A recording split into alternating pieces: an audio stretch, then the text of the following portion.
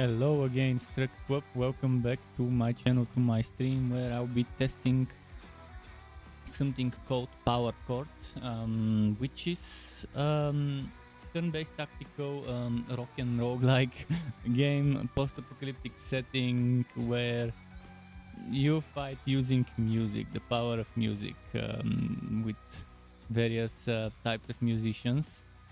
I'm gonna go to the main menu, start the game. There is something called high speed mode, which I might switch on if it makes turn animations and everything faster. We'll see how that is. Let's start a new game and see how good this is.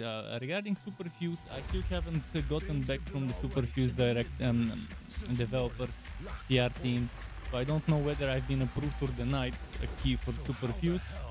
But at least in case I do get approved tomorrow, at least the servers would be hopefully better than today. No rush. If I don't get approved, I'll get Superfuse whenever I have the funds to do so. So it might not be this month.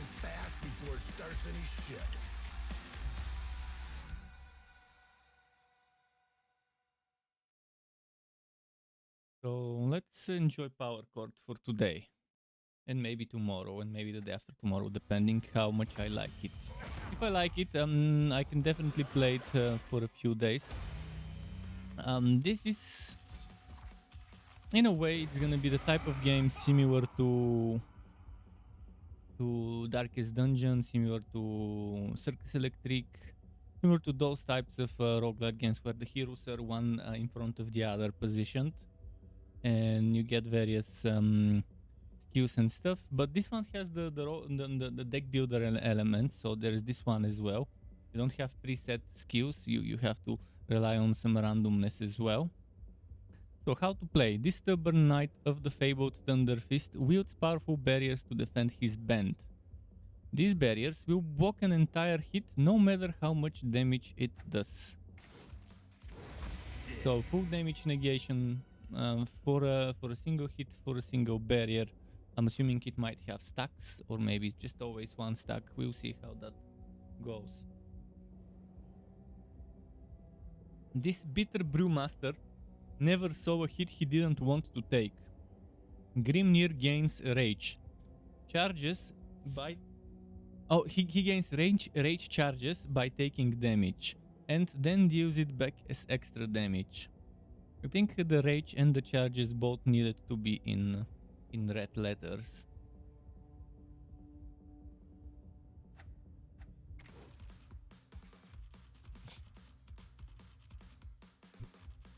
Use my attacks to attack.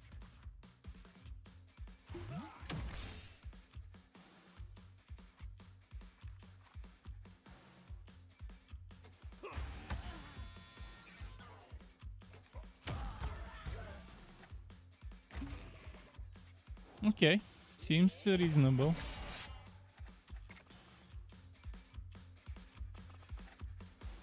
I want to see what high speed mode does.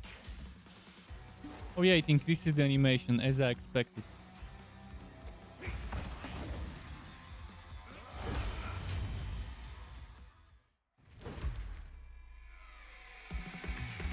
There's more demon that need a beating.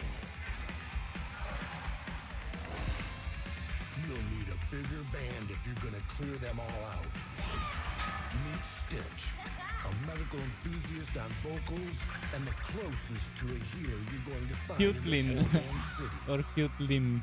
Is that M or N? I couldn't read it.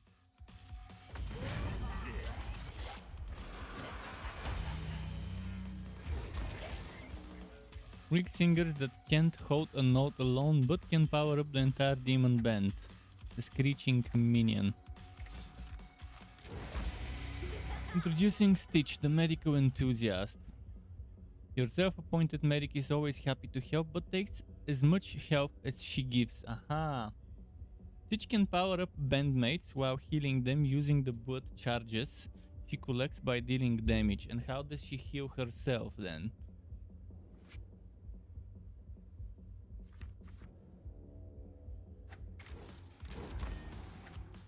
Why is the healer at the forefront?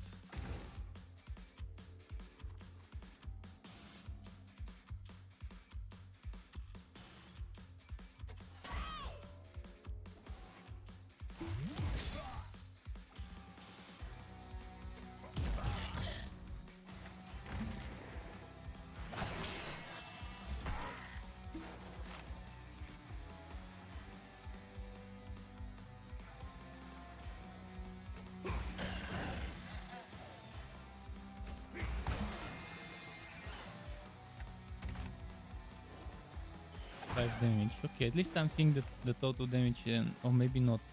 Oh yeah, I do see the total damage they're going to take.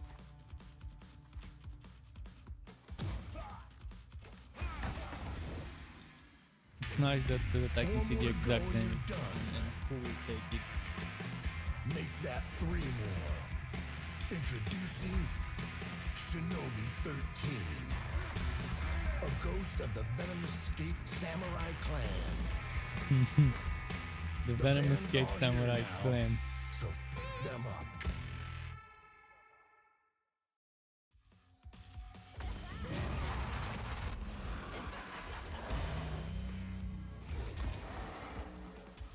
The bodyguard, spotlight stealing, armor brutes.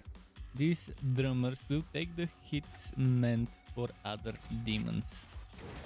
And this is Shinobi 13, the graffiti ghost. A faceless member of the venomous paint clan who manipulates toxins to devastating effects. Shinobi 13 will add extra toxins to any enemy they hit who has poison or corrosion applied.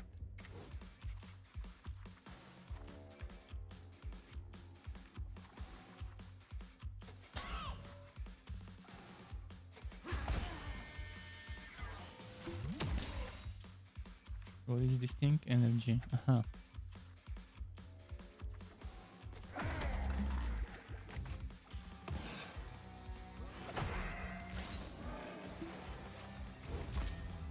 Stances. That demon has entered the guard stance. Stance effects last until broken by taking health damage or changing to another stance. Break through that demon's armor to stun it. Your armor refills after each battle, but you won't heal unless you find a rest stop on the map.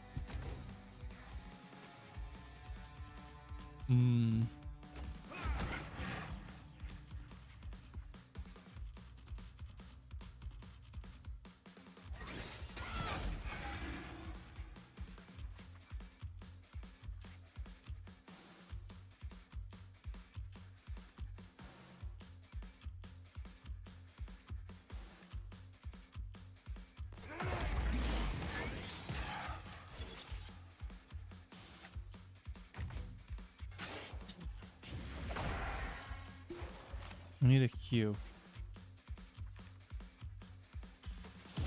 Oh shit, I should have done this.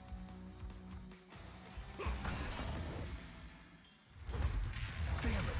This wasn't a couple stray demons. I'm not liking how loud this is. I'll do something about it. The demon warlords have come I'll reduce together the to game storm volume Tower overall from my Sunlight. Windows mixer and then increase it for the in-game. Hell is going to spill out of that portal again. Without the black metalsmith, we're going to need new Knights of Thunderfist to stop them. Load up your gear, get your ass to the tower, and grab the Chronocaster first.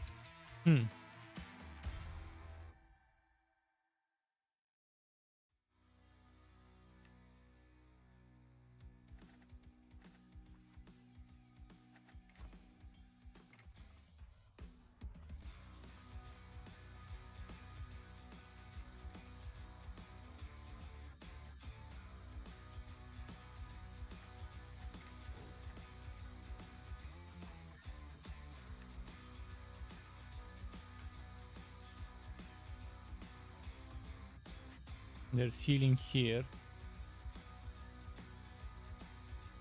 So if I go this way, there is the boss fight, I mean elite, and then healing. And here there's elite, healing, elite, money, healing. And then either elite or more money.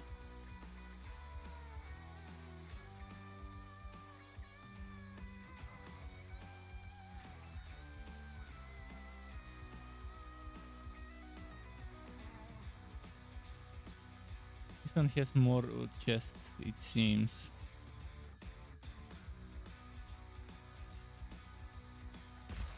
I'm gonna take the top route. I think it has the most chests.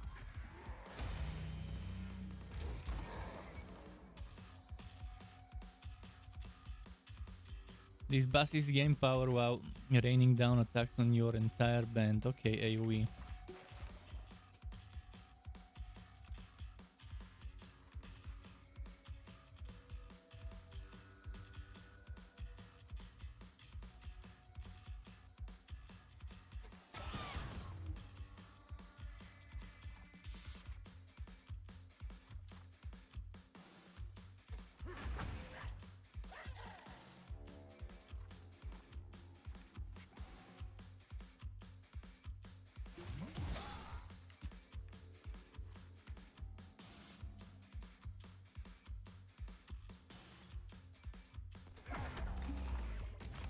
I wonder if the poison... Yeah, the poison goes through the shield. Which is pretty nice.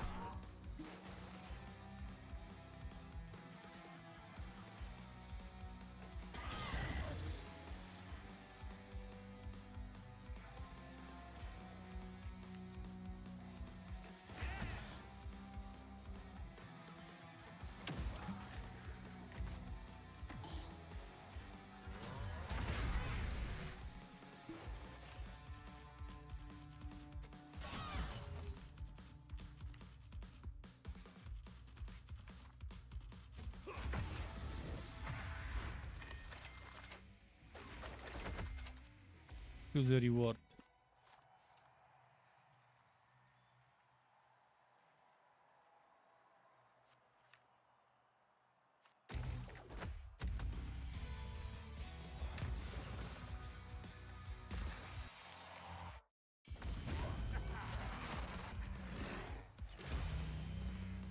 Let's see. Lots of small random strikes for this fella.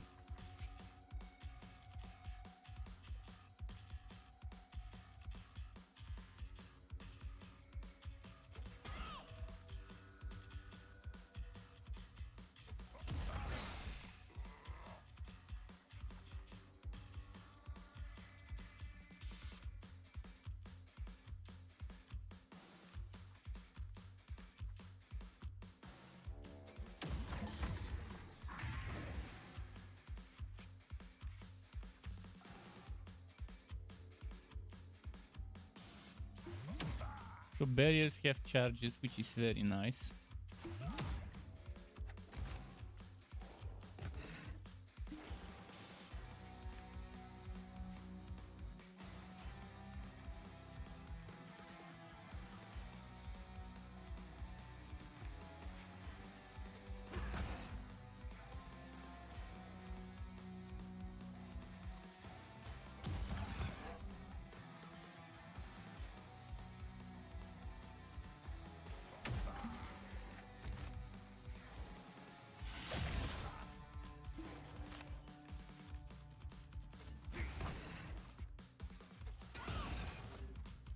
How do I heal the others? This is the thing.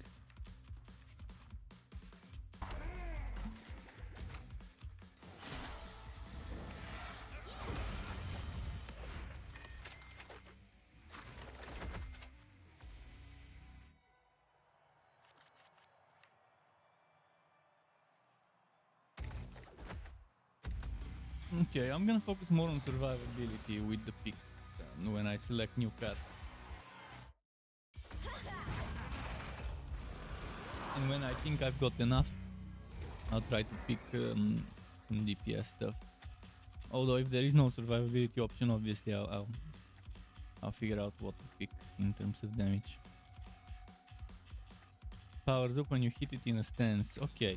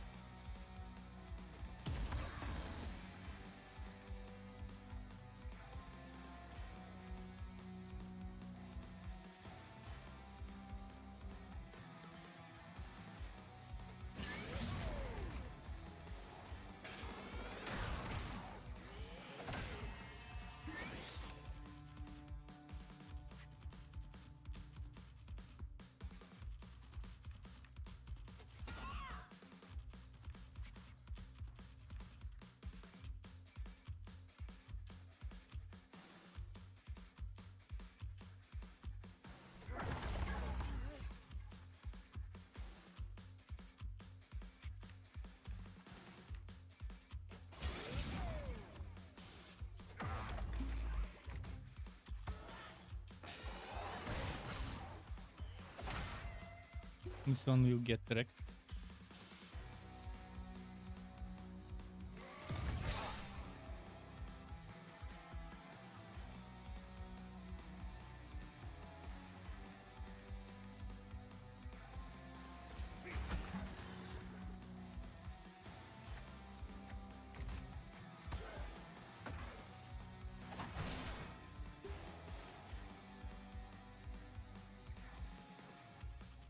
Just a moment.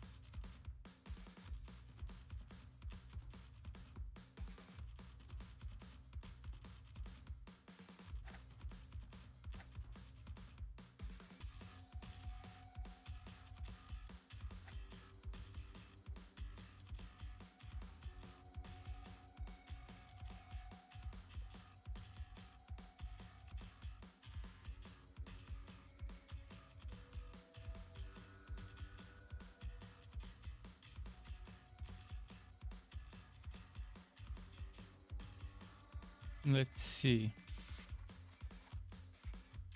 Damage. Wanna heal.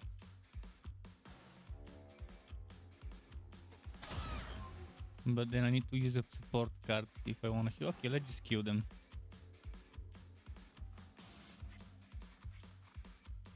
I don't have enough to kill them. Okay, the poison guy will die anyways.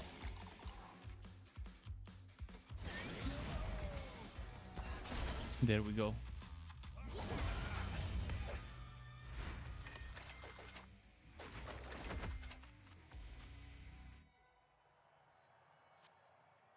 Oh, this costs 0. I'm gonna grab this one.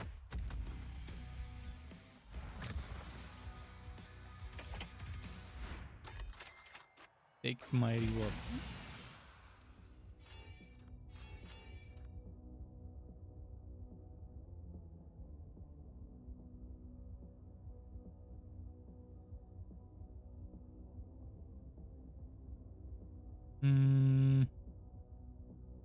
Well, this is only...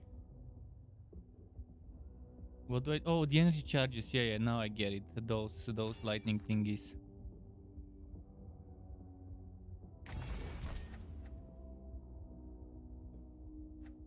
Okay, so they're introducing the gear system to me. Gear can be replaced but cannot be removed. Aha!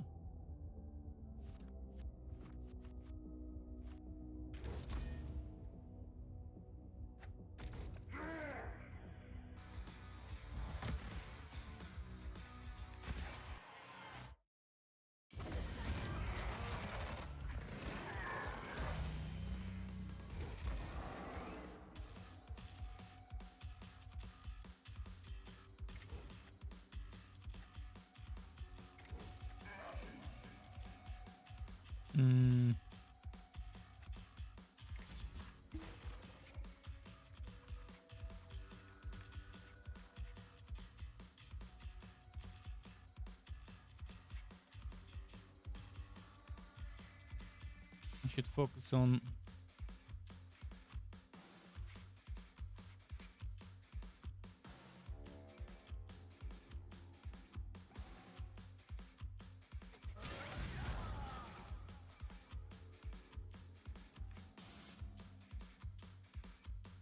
Start with some survivability, I guess.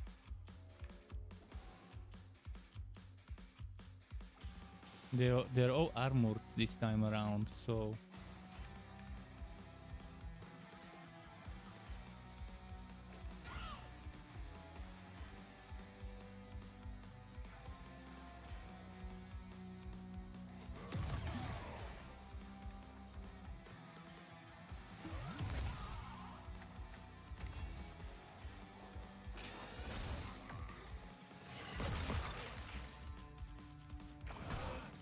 Do we still have the speed mode?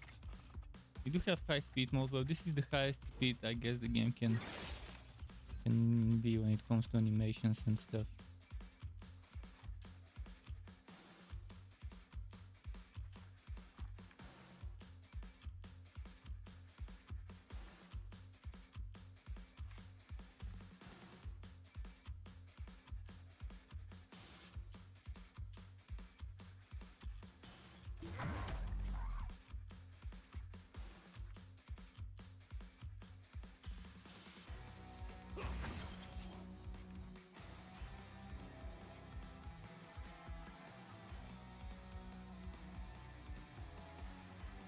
Shit, I should have just killed this one.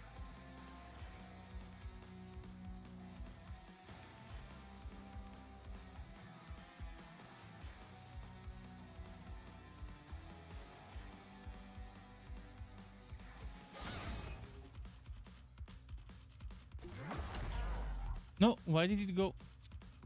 I guess it was a random. I thought I could pick who to attack. This one will take damage. I'll have to kill him later.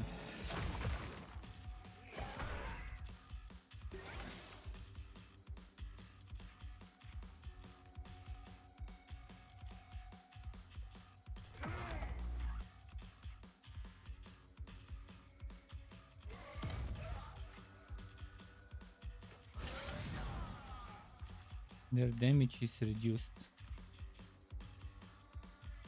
Unfortunately.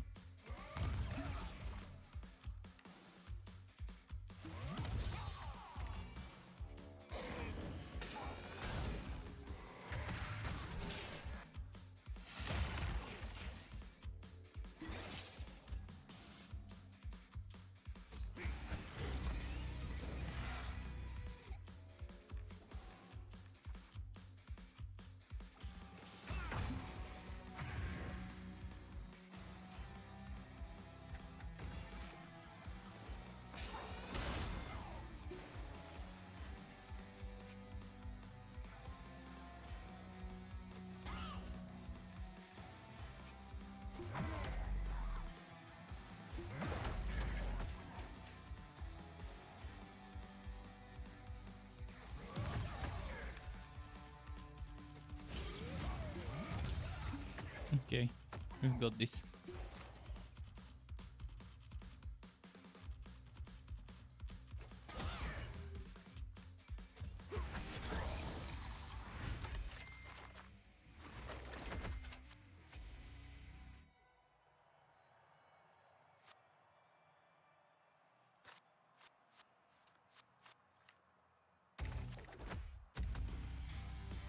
Let's keep going.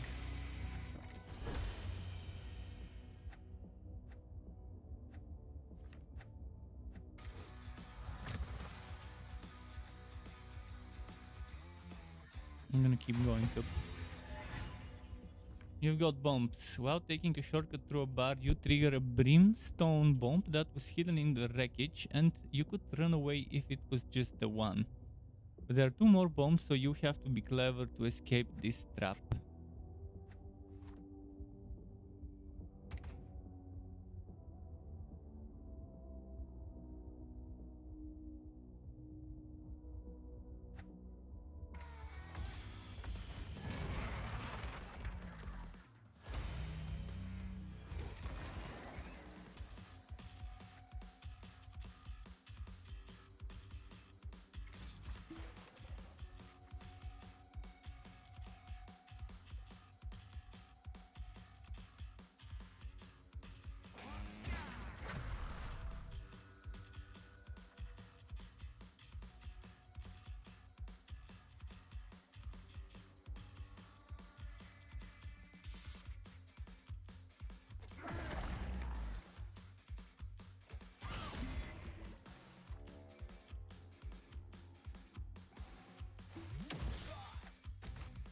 Okay.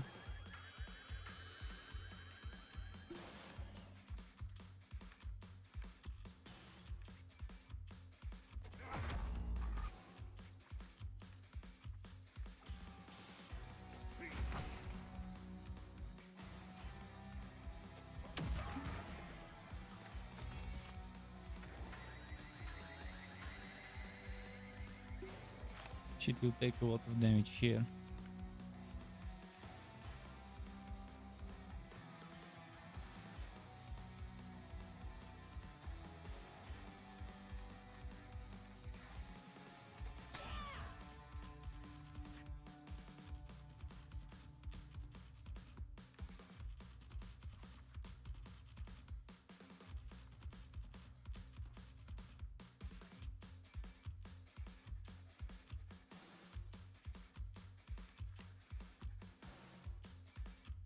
I think those 5 charges will do 5 damage, I think.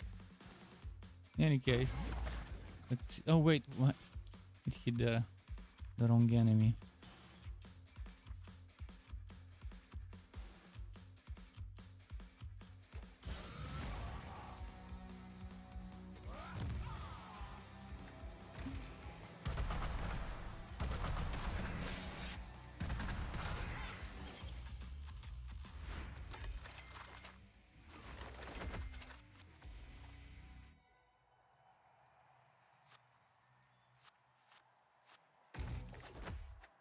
Cool. Really digging the art style of the game with this half-tone animated kind of visuals, comic book kind of visuals.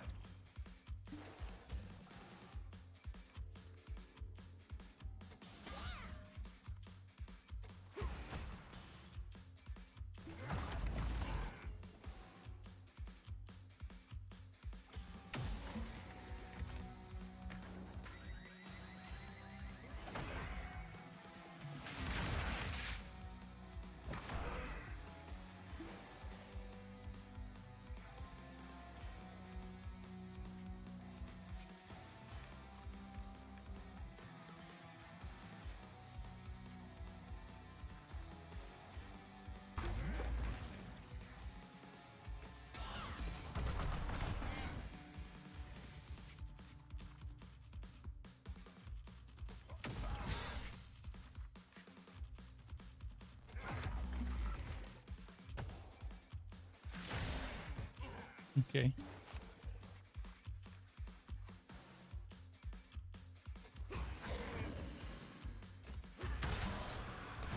Nice.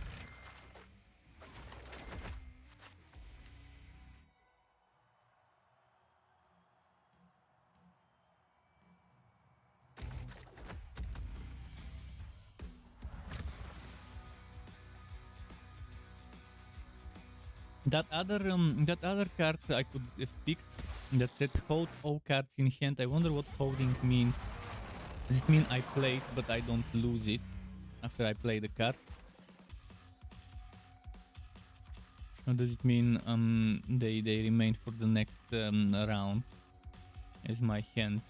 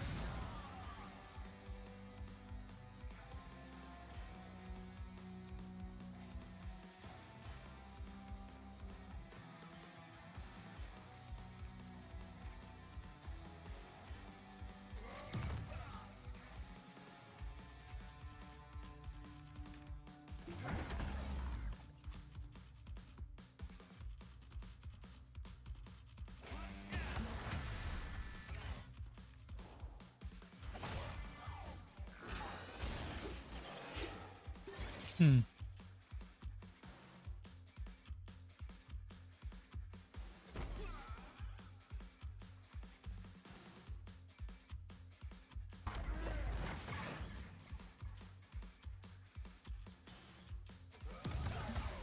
Shit. Shit.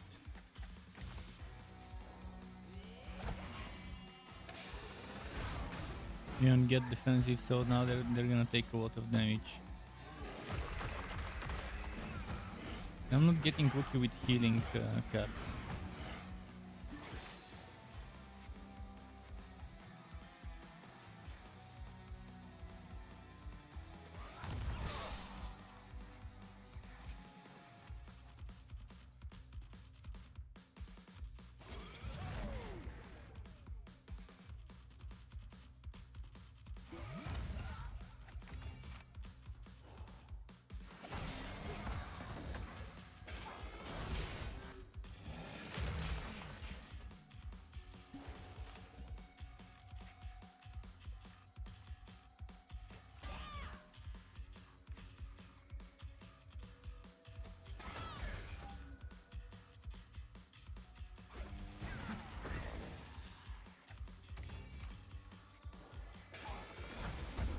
Oh shit. Oh, that was so much damage. Can I revive this fellow? What happens when they fall?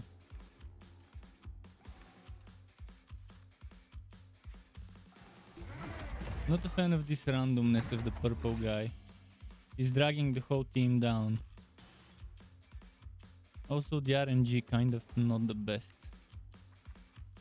I've worked with it.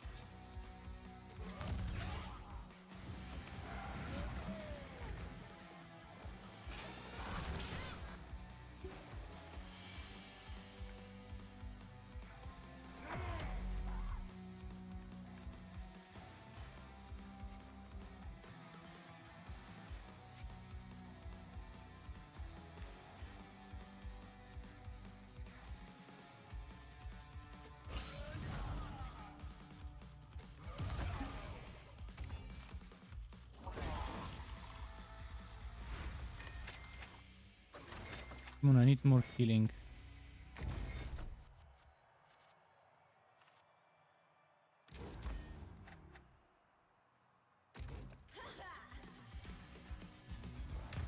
So what happens with this guy being down? Do I heal him?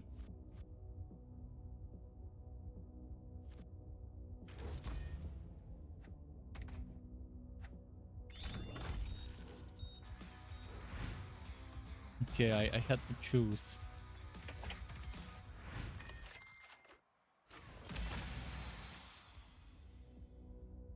What is instability? It's not telling me what instability is.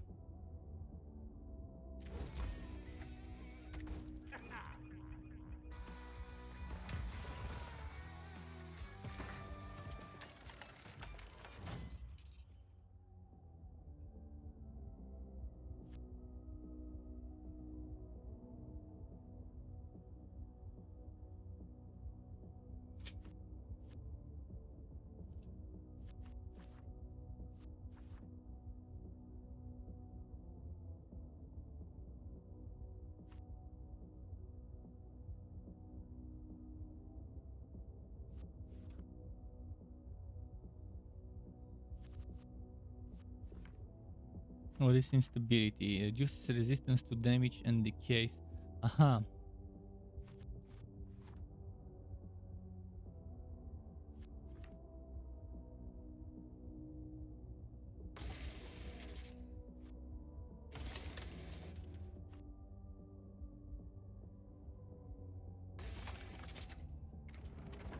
That should be fine.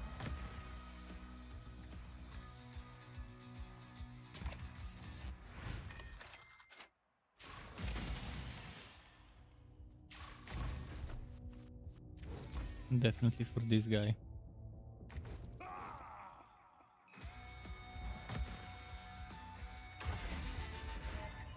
Clash of the Rage Brewer.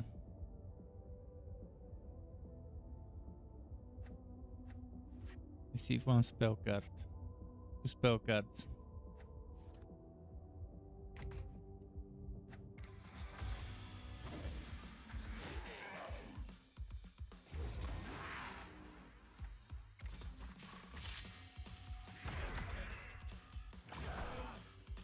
Oh, they're attacking first. Shit.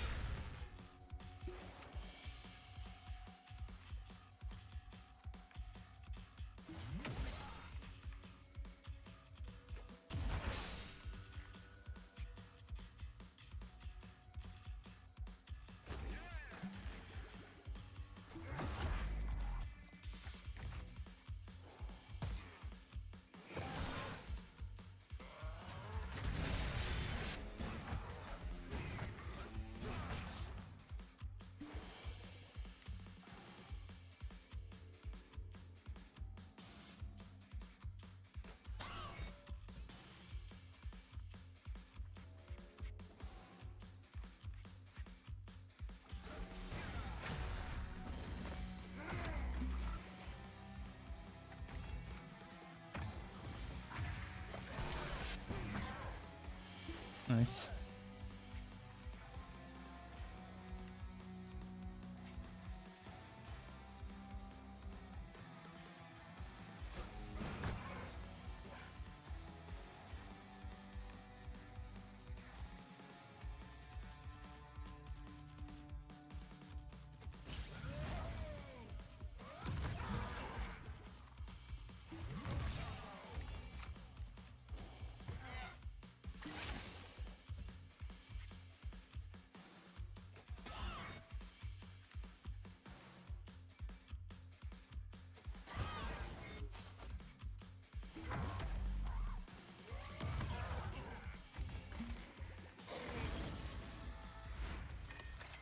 Okay.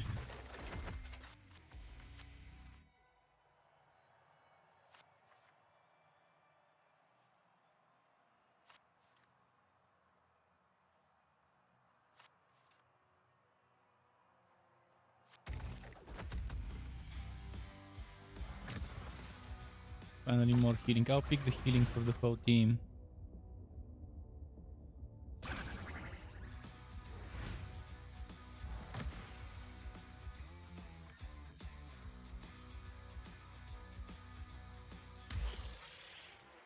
So a proper boss fight. I might lose it.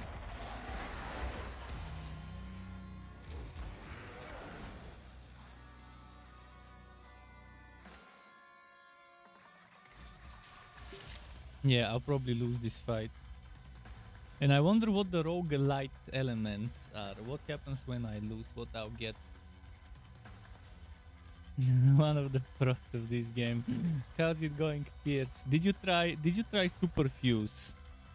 I most likely won't be getting a key for Superfuse, so I probably won't be able to play it, at least not this month, maybe next month, we'll see. But I'm definitely super excited about it. I really liked playing the demo 2 days ago. But I know Superfuse would fit very well with the people in my channel, with people who watch me.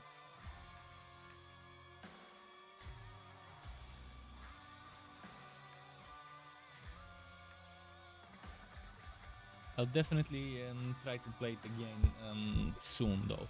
But I definitely recommend it. I think you would really like it if you haven't played the demo.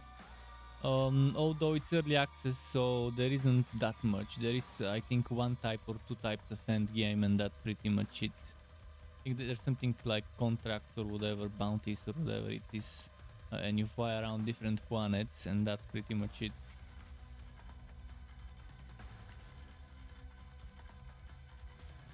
I'll keep this one, but I will... Let's buff this fella. I need barrier charges. Shit, I need a lot of barrier charges. This one needs to survive.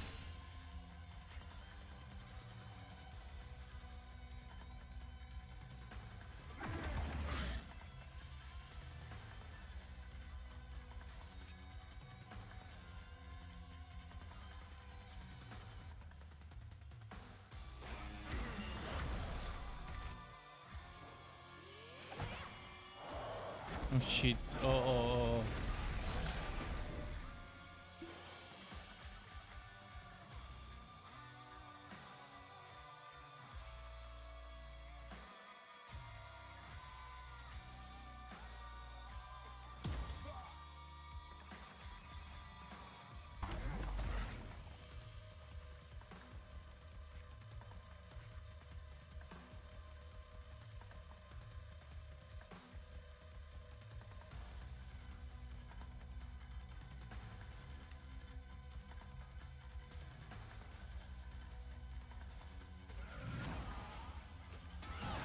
I really wish I could have healed here.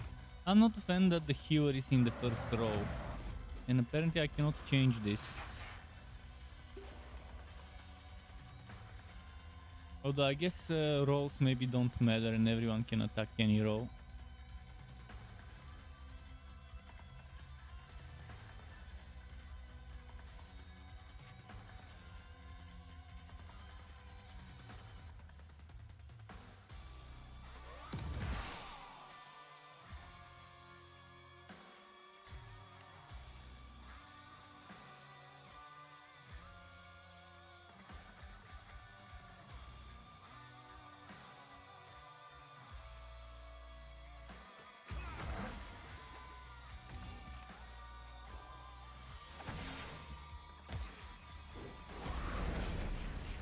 Shit.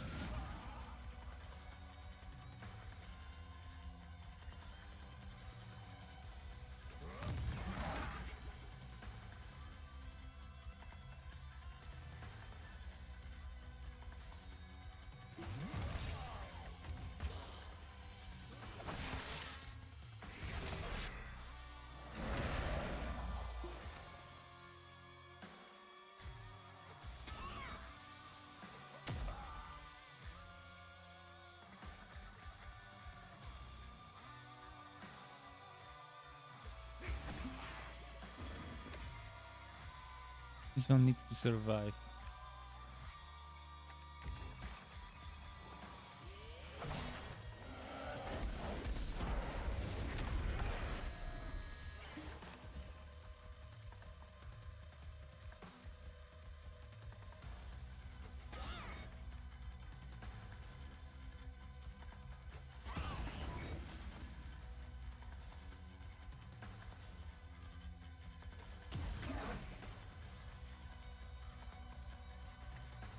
Man, this one you get killed.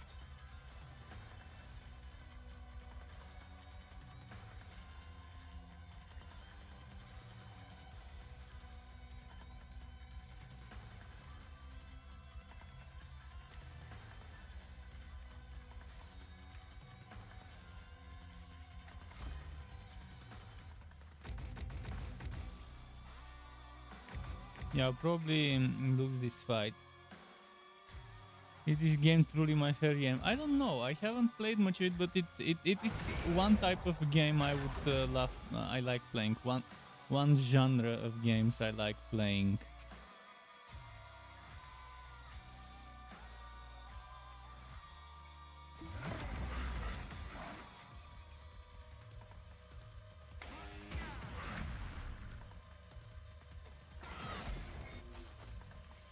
But I'm losing this fight. Now I'll know what happens when.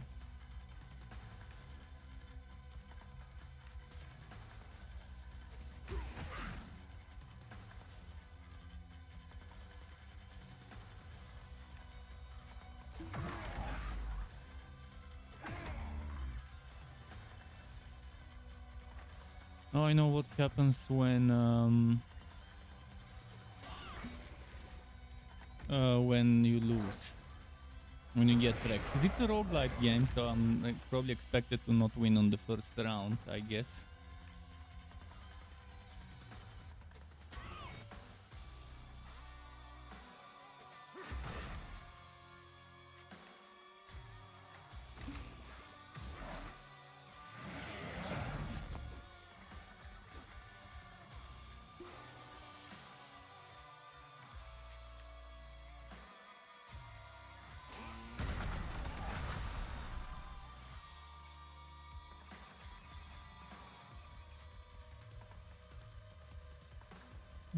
We're probably losing this.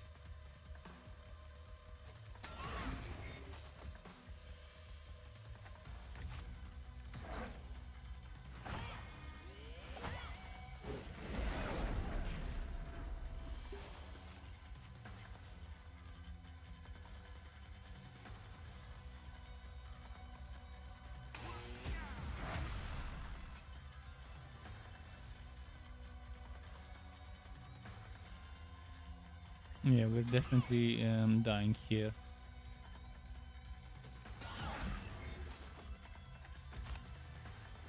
Unless I can do 12 damage in the next round with just the hero. This one's dying. The hero will be the only one left. And I don't see her doing 12 damage in a single round.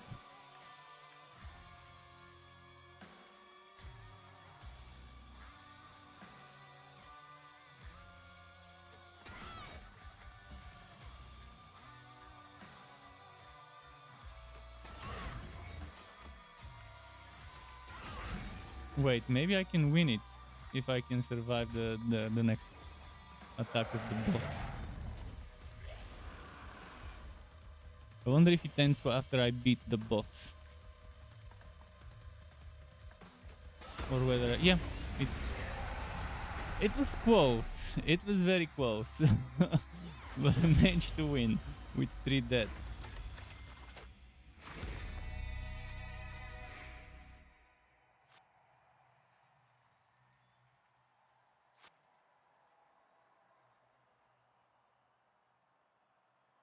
Oh...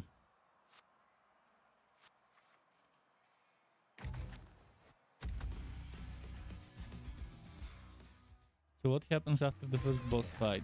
Second act? But there's a hell of a lot more to go. Karna and the Bellow have brought a demon horde into the Grand Hall of the Thunder Fist. And the only path to Sunnerup is by cutting right through the beasts. It's a vicious crowd out there, so tear the house down.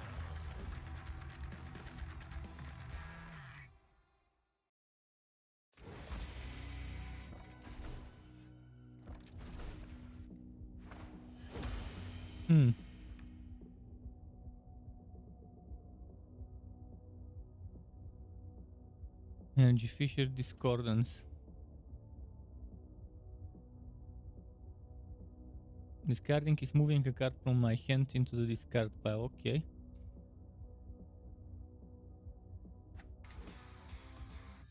Okay, everyone's back to full HP. Lovely. I'm gonna select the route with the most healing and ideally with the least amount of elites. So if I go here, there is one heal. Then over here, a second heal. And if I go here, then there's one more. And then one more.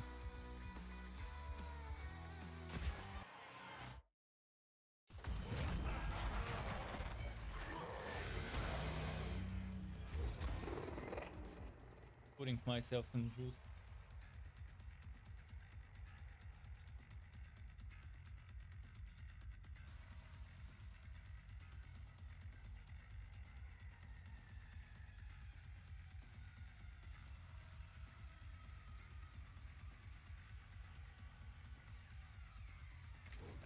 Killing the buff some other demons. Power up and heal other demons. Okay, so I gotta kill the yellow.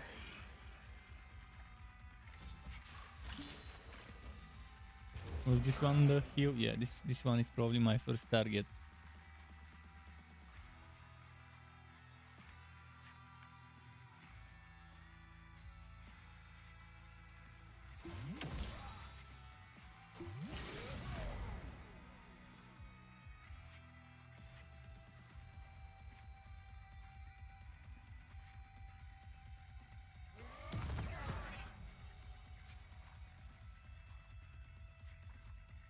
I wish I could do that, but I can't.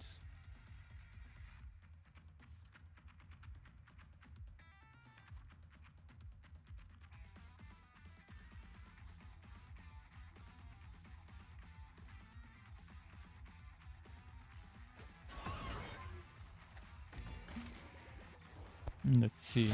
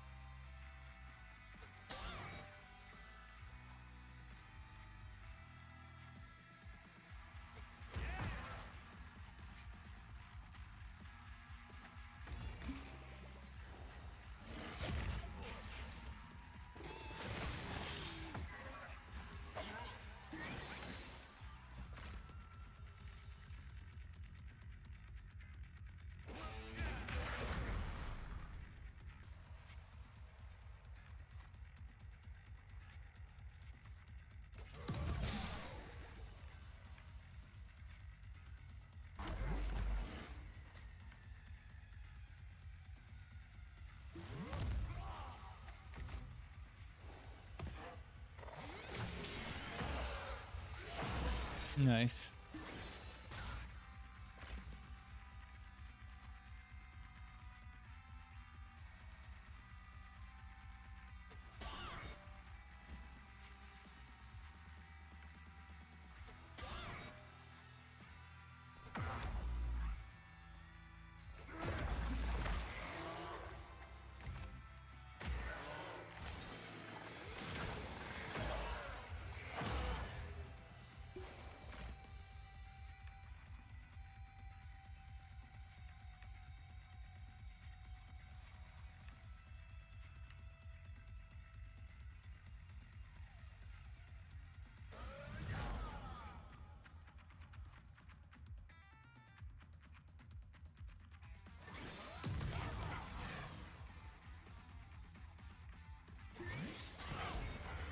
This one is taunting.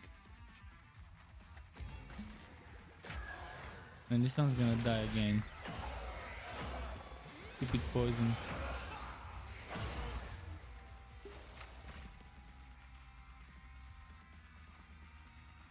I'm not getting the healing.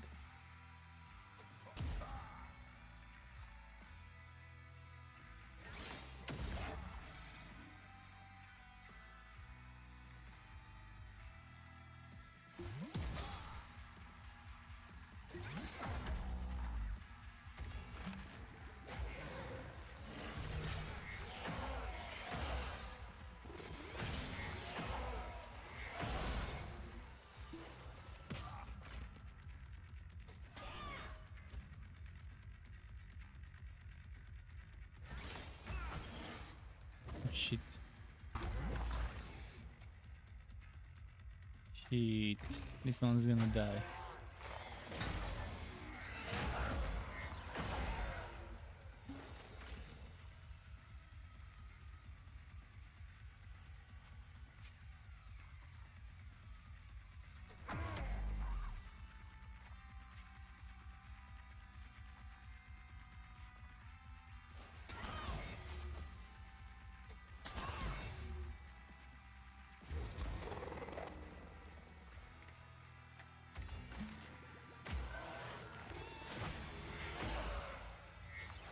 Okay, this one's dying next round from the poison.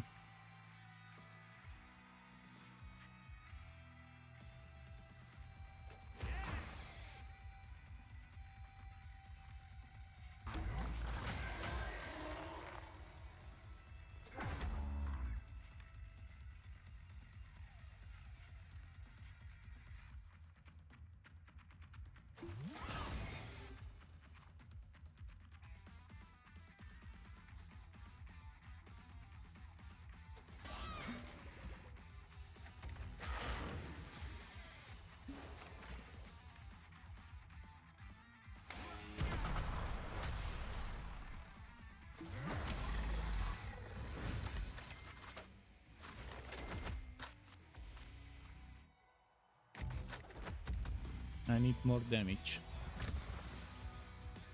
Shit, next fight without the tank would be a little difficult.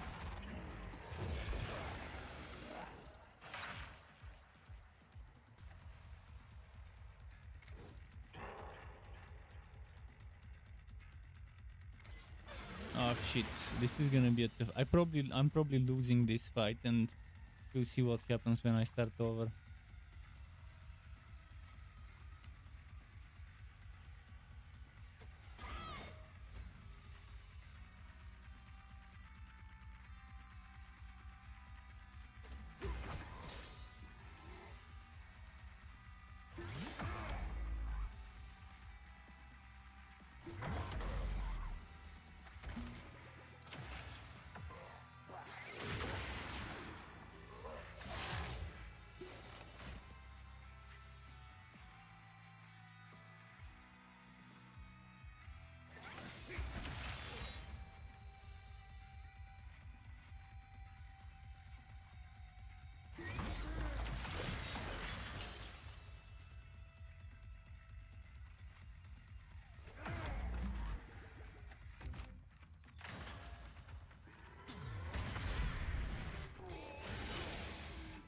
Oh shit.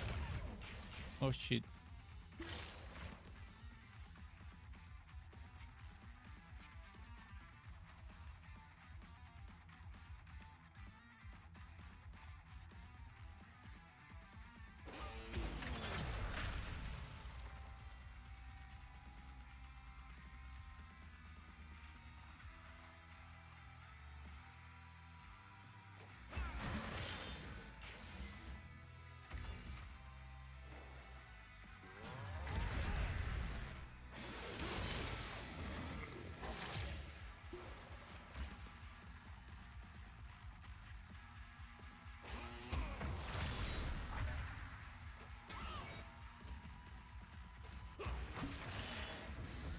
Cool, we won.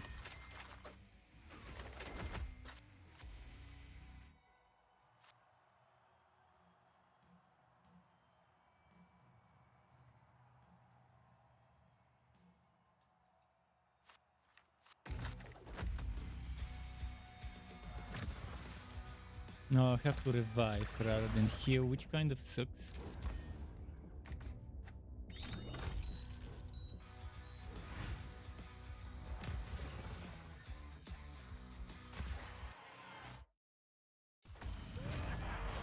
Hope the RNG is better to me this time.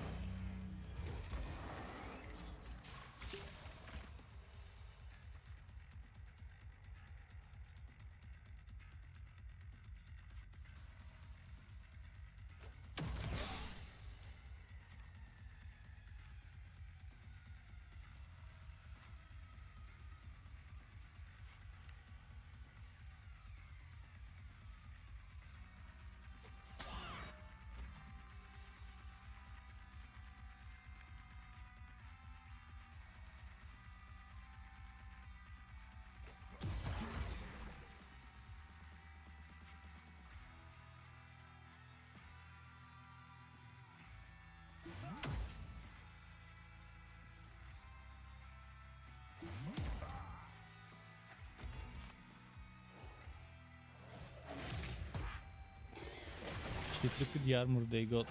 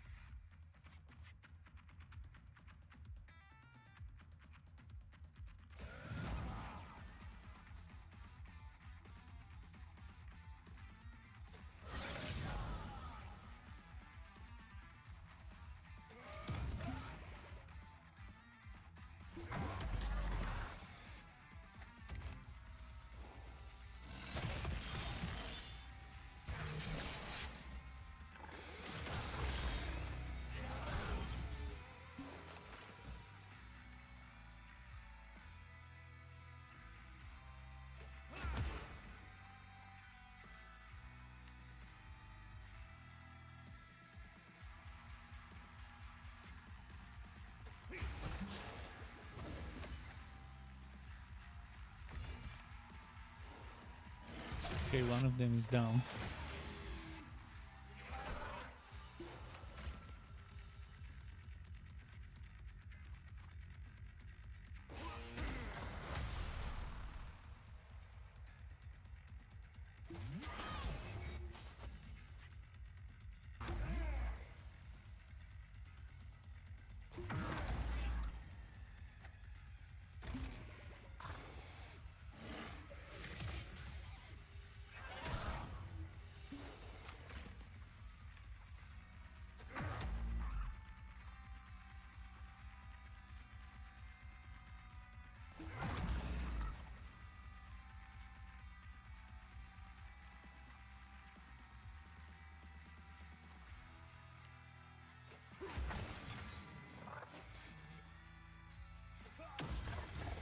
Make sure he's dead. Ah, now this one is dead. Fuck. There isn't enough healing in this game from the medic. The medic is extremely underpowered as a class, the way they've designed it. And on top of that, adding the fact that you need to be super lucky with RNG to get the proper cards to roll in your hand, it becomes really unpleasant playing the game the way it is right now.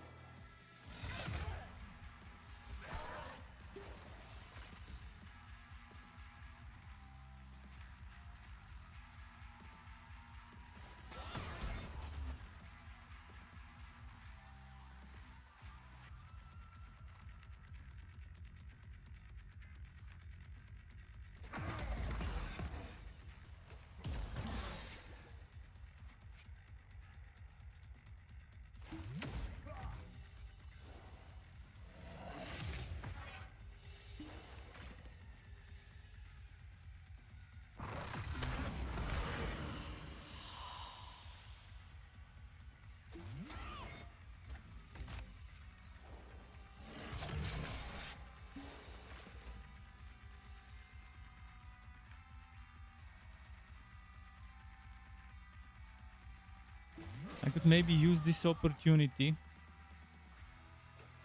Heal. And not kill this guy right away, so I can heal those as much as possible before I finish the fight.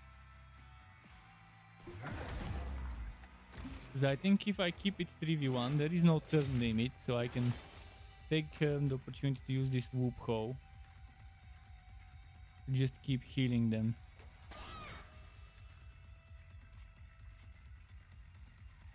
But then there is no...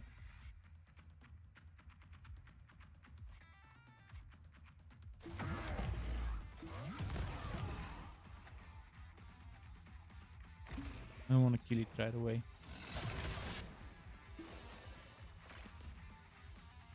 Now she can heal. If she does this, she can heal herself.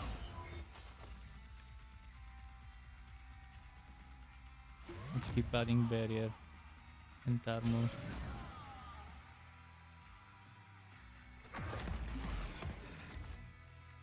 I want to get them over 20 HP. This one is now 20.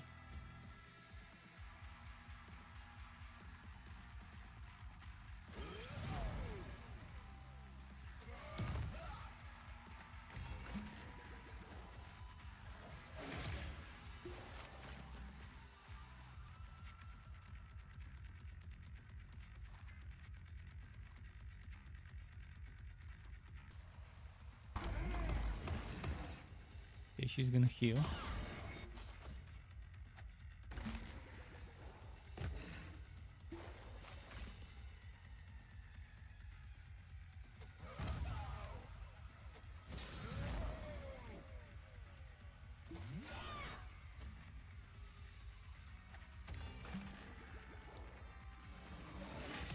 Bit by bit we're healing them. Now it's adding the power charges, but it didn't heal because it didn't have the stuff needed to heal.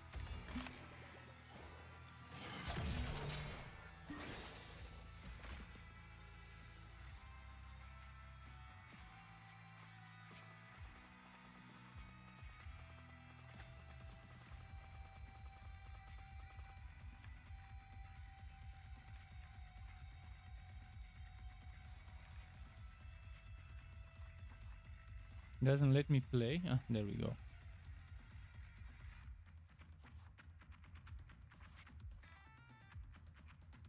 And this one will take damage just when I healed him.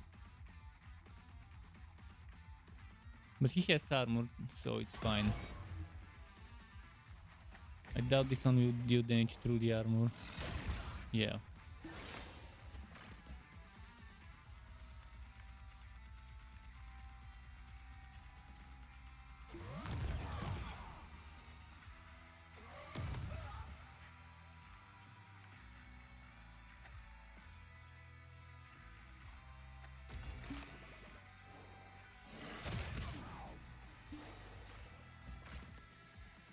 I need the blood banks.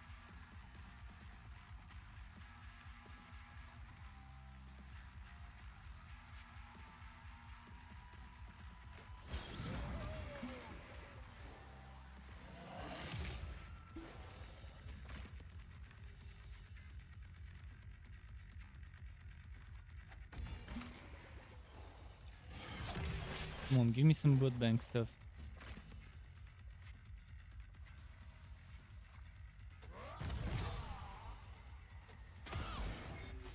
Okay, I can heal 2 HP soon.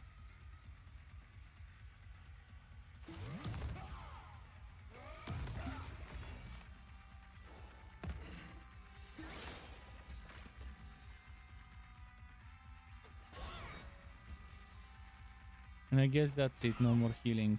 Let's just kill it. I try to squeeze as much as I can.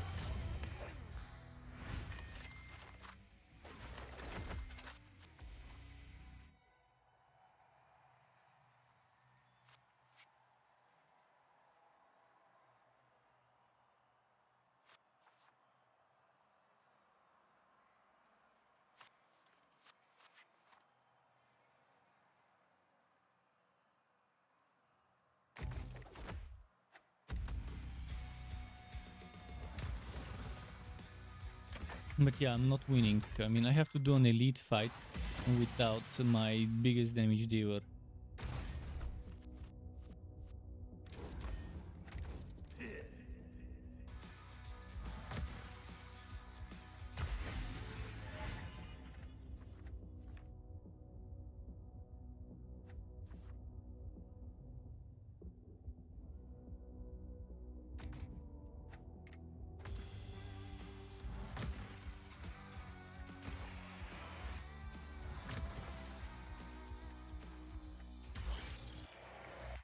This would be tough. Elite fight without my damage dealer.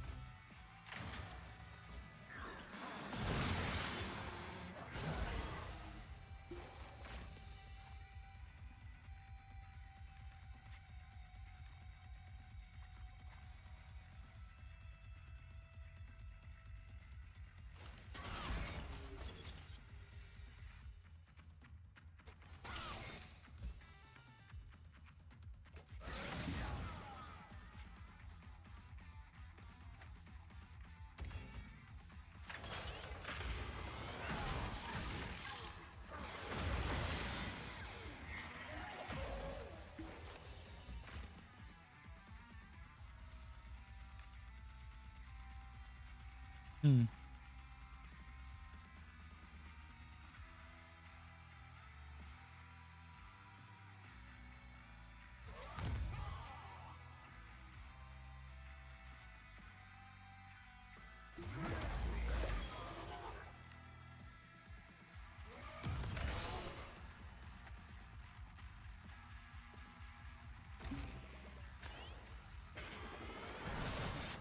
Let's see.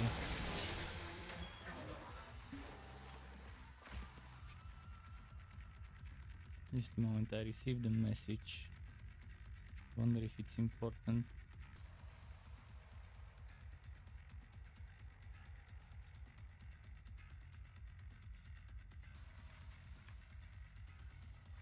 Hmm. A little bit of health damage would be nice.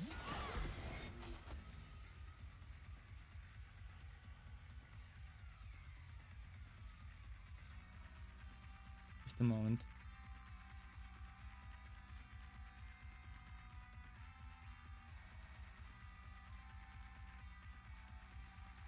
So I need to kill this one wasp. Or if I do kill him, I need to make sure I don't have detonation charges. Like this.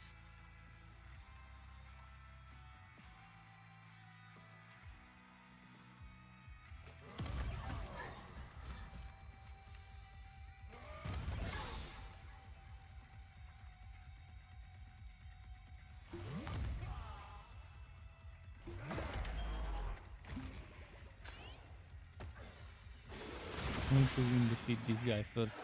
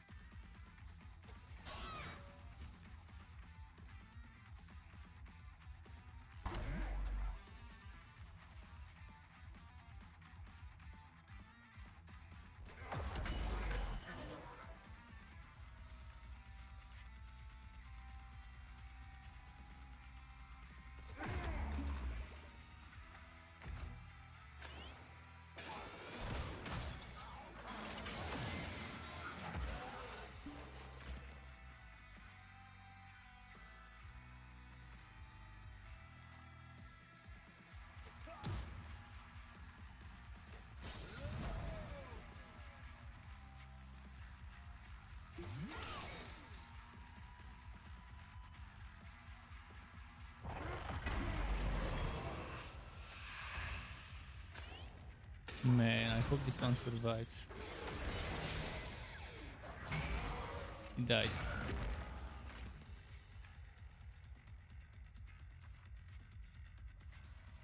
Yeah, we're losing this.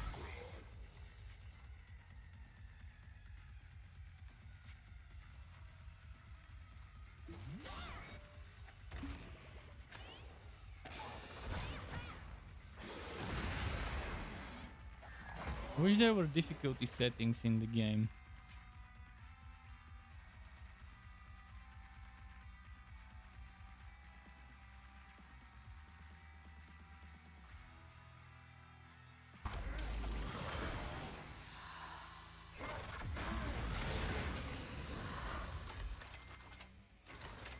I couldn't get those good skills earlier. Fucking RNG.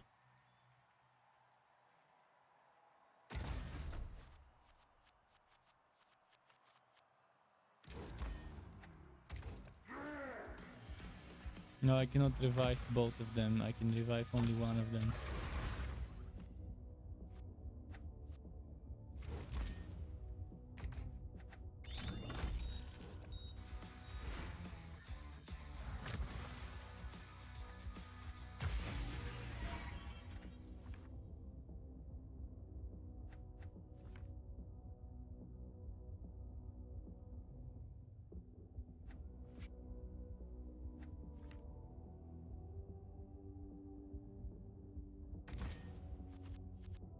Who is my bassist?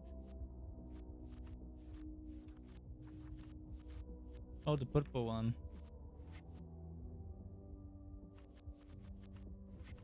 Do I have repeat cards?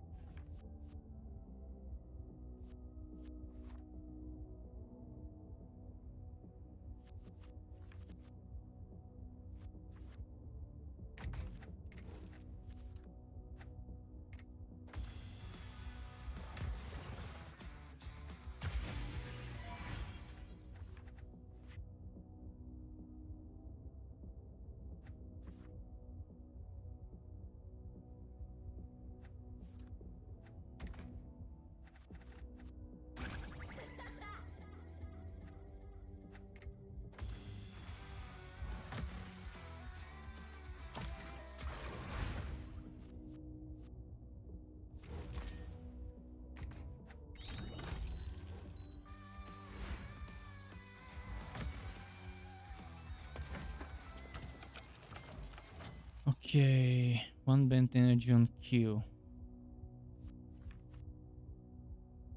Is there something for healing?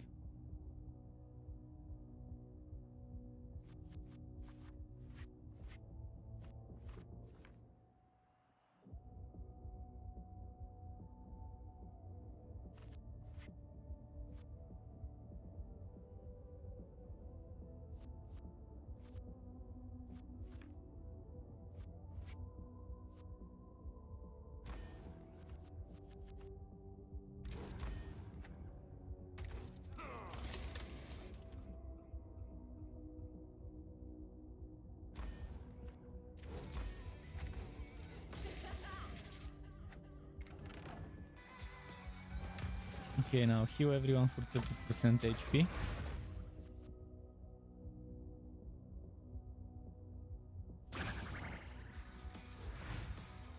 And a boss fight which will be super difficult. If only I didn't have to revive 2 people. I could have gotten the team to full. Orders her beast into attacks and drains the energy from your band. She will cleanse any debuffs and armor up for the second set. Wait, what? Attacks on its Karna's order. Take off any debuffs and go into a sonic frenzy if left without its master. So... who do we defeat first? Beast or master? I'm not sure.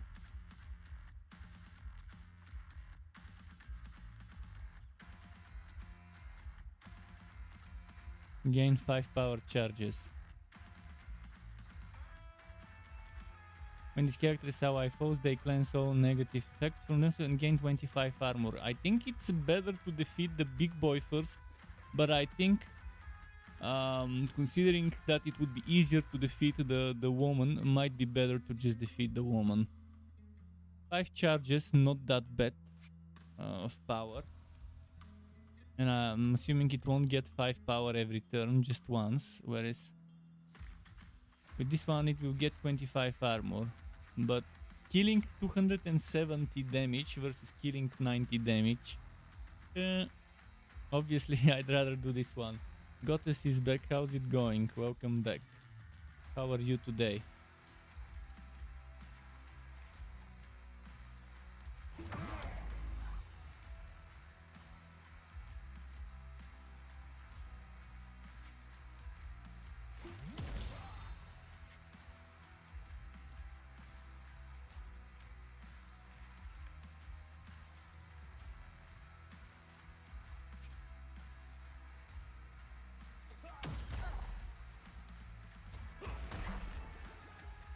I might lose this fight, but we'll see.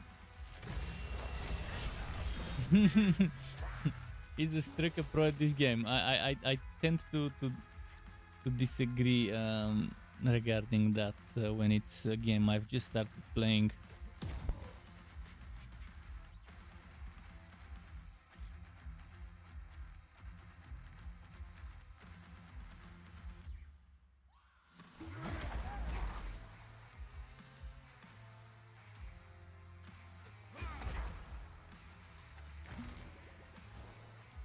This will be extremely difficult boss fight to do.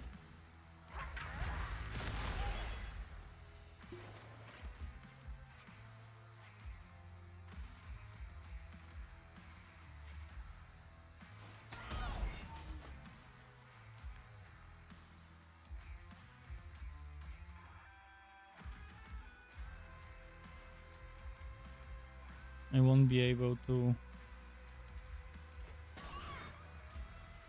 to survive this.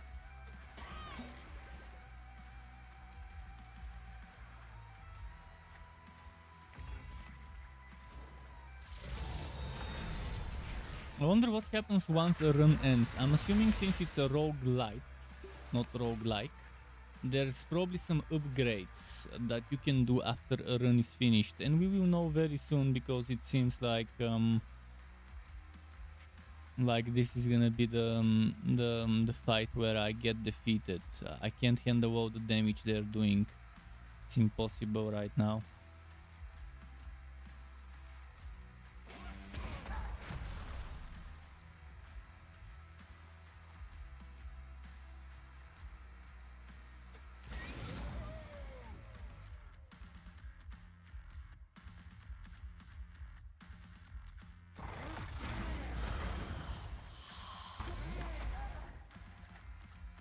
This one dies now.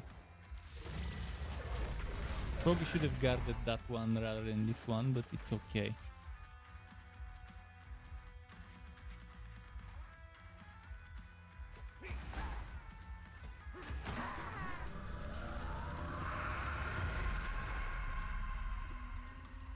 Now this one will die. If I don't, yeah. Cure that.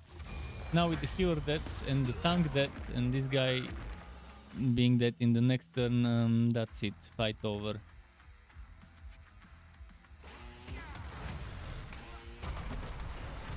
Let's see what happens when you lose. If they paid you to Wulong Dynasty, no. Wulong Dynasty, I mean, if someone pays me to play it, I'll do it, but to be professional, there is no way to be professional in Wulong Dynasty. Because how would one be professional at a game like that one? Wulong Fallen Dynasty or whatever it was called. There is no competitive there. I mean, you can be professional at a game where you have competitive and they pay you to win tournaments and stuff. You're starting today over. So this is what happens when you die. Run at the tower. If you're going to keep dying, then I'll rewind the day as many times as I have to. Okay, they're whining, but what You're not allowed to stay dead as long what as can the I demons upgrade are out after there. each run? I hope there is some I permanent won't let you. progression.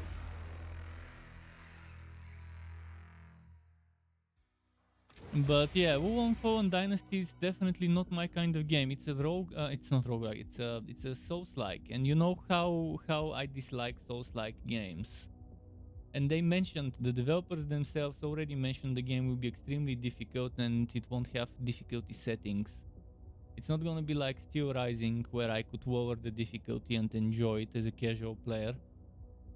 So Wulong Fallen Dynasty, don't expect me to enjoy it if I were to play it because of the difficulty. There are other games next month that I'm more excited about, and most of them were in my upcoming high-profile games. I mean, we have Spellforce Conquest of Io. Extremely excited about the new Spellforce game. We have Returnal coming to PC, which I would like to play, but there's Wanted Dead. Wanted Dead definitely feels like more my kind of game. There's the new Settlers game. There's Wild Hearts and Atomic Heart. Not that excited for Wild Hearts. A little excited about Atomic Heart, but I would need to wait until my new power supply before I can even run this one probably. And maybe Octopath Traveler 2. There's other games like Scars Above. I might like Scars Above, we'll see. There's Perish coming on the 2nd. There's Perseus Titan Slayer. I could probably download the demo and test it and see how that one is.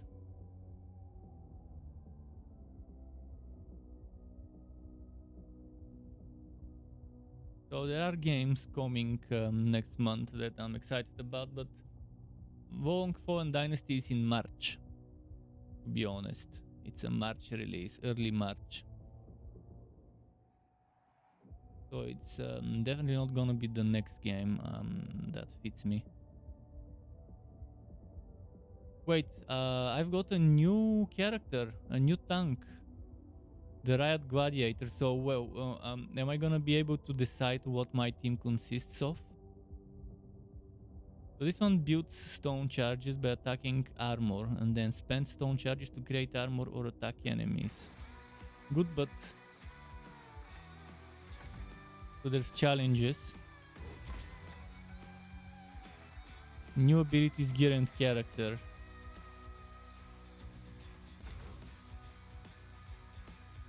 Complete the alley 10 times. Complete. Okay, so this is the permanent progression. You would unlock new types of cards. You would unlock new characters. You're unlocking all sorts of things once you complete those challenges.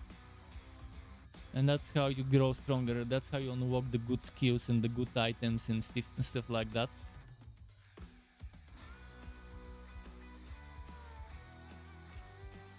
So there's 6 stages. If this is to be believed, those are 5 different bosses.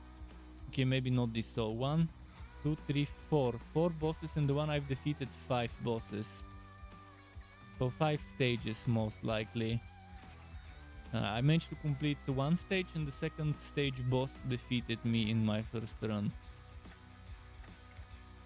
Oh, but there's challenge progress for each specific hero to unlock new things for that one hero.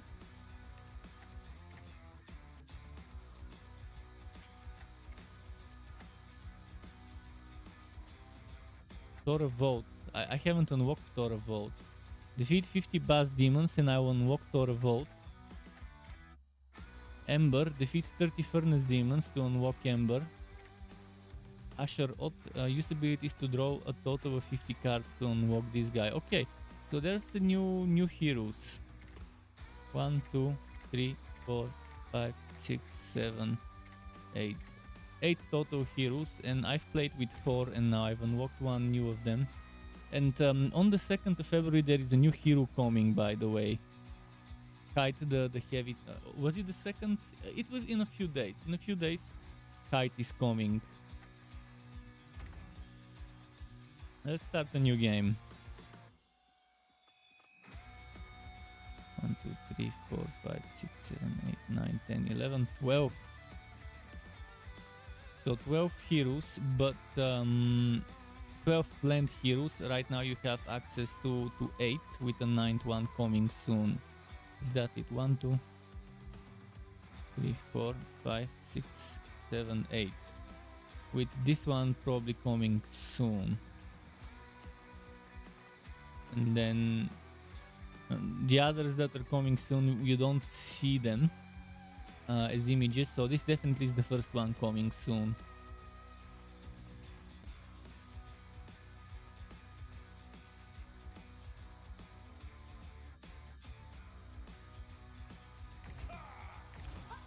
Wait, I can only select this or this. You can have one of each class. This is how this works. So there's blue, purple, red, and yellow / orange, and you can only have one of each type. Okay, I'll try playing with Roxy.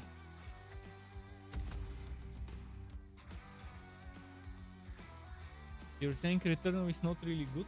Did you play it on PlayStation when it first came out?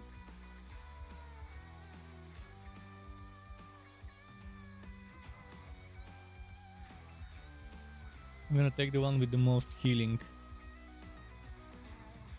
which seems to be this one.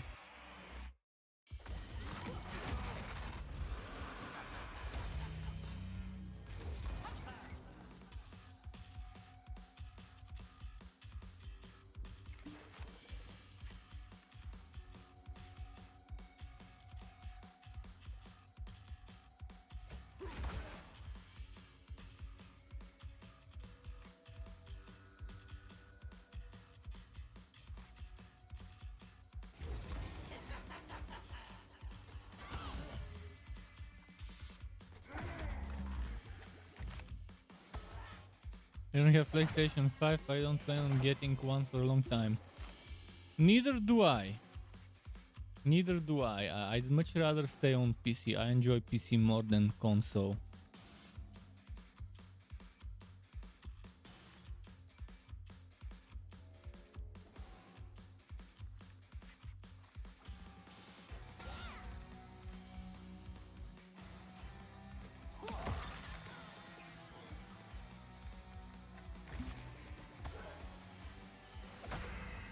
This one didn't die from the poison.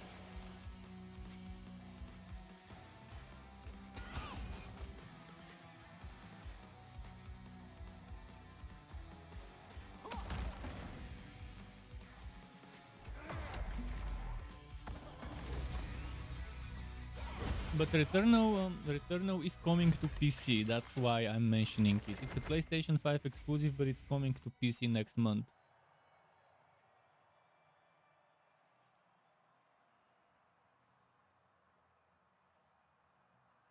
PC offers so much more.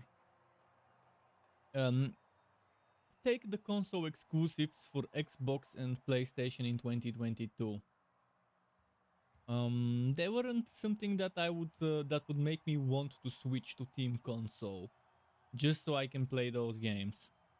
Knowing that eventually most of those games come to PC, I could just wait and they would come to PC and I'll be fine. And play those there.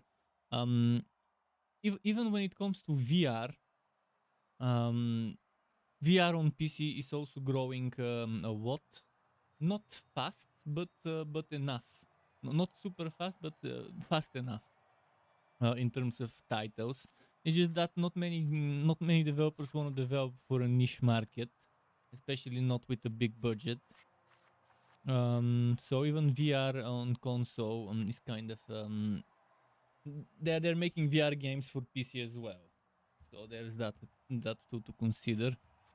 There isn't anything specific other than the ease of access, yes.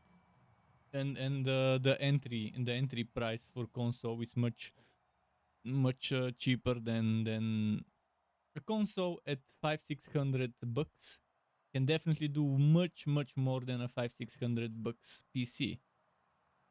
But again, console games often are $10 more than PC games. and overall you waste a lot. I think what is good is when PC Xbox Game Pass, PC Game Pass is offered on a promotion, like pay $60 for 3 years or pay $100 or whatever for 3 years of Game Pass. I think this one is nice because PC Game Pass is getting a lot of good things. But you need to get lucky to get that promotion where they let you buy for $100 3 years of Game Pass. And obviously you would definitely get to play games, multiple games that cost 50, 60, $70 each through those 3 years for the price of a game and a half or 2 games worth. So there's that to consider. You one damage 3 times and that one instability charge to random enemies.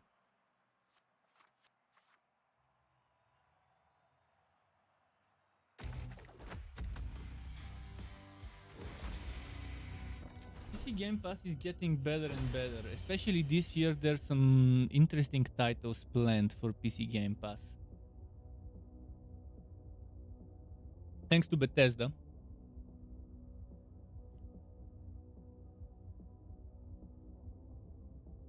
The long run, yeah. Because with PC, you can just upgrade a component every 4 years, let's say. Every 4 years, upgrading the GPU every 2 generations. The same can be done with processors and stuff. And let's say this year upgrade your PC. 2 years from now, you upgrade the GPU. 2 years from now, upgrade the processor. 2 years from now, upgrade the GPU again. 2 years from now, the processor. If you don't want to upgrade at the same time. The thing is with PC upgrades, when you upgrade the processor, sometimes it's a new platform and you need to buy a new motherboard, and the cost rises. Just like now with the AM5, AMD platform, which they're promising up until 2025, 2026 to support this one, and then move on to AM6 or whatever the next one will be. So again, they're giving you like from 2022 to 2025, they're giving you like 3 years, 4 years, if it's 2026 of support for one platform. So again, like 2 generations additional. But console is good for people, I think for younger kids who just want to play kiddie games on console, or for people who want to use it as a multimedia to play Blu-rays or digital stuff, and just for family fun. For family fun games, it's definitely nice. And if you have a child that only plays Fortnite and stuff like that, Minecraft, Fortnite, whatever. Okay, Minecraft you need mods if you wanna enjoy the game fully. For that one, PC is probably better. But if they wanna play vanilla version, maybe they can play it on a console much cheaper than a $500-600 PC can. So for very budget PCs, you're extremely limited, and you definitely need to limit yourself to 1080p. And you can't even guarantee that the newer games will run 1080p 60 fps. But the same goes for consoles. Right now PlayStation 5 is limited to 30 fps in some of the newer titles because they're terribly optimized. and that's a thing that shouldn't be ignored, that Xbox and PlayStation are limiting fps to 30 on games, new games for those consoles.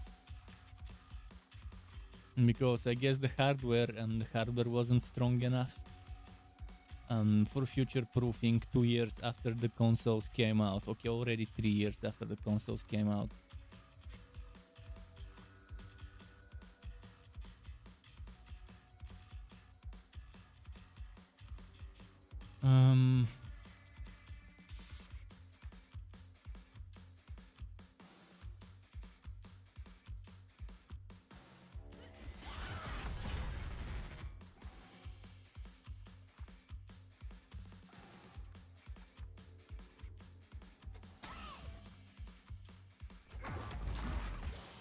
I think this match will be much more difficult thanks to that hero being a little bit more this gladiator hero is more advanced. It's harder to play with this hero compared to the one that was providing barriers.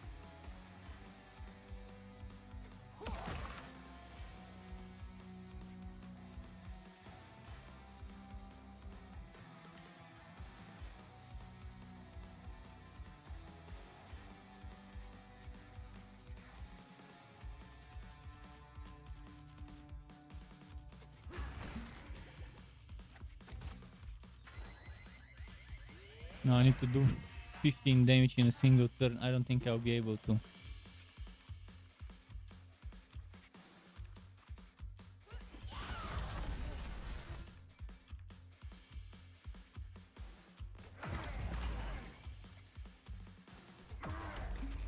Yeah, this will explode, it will do damage.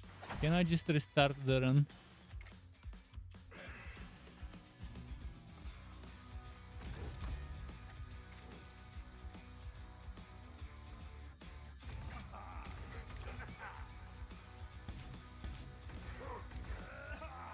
I wish the healer wouldn't be on the front row.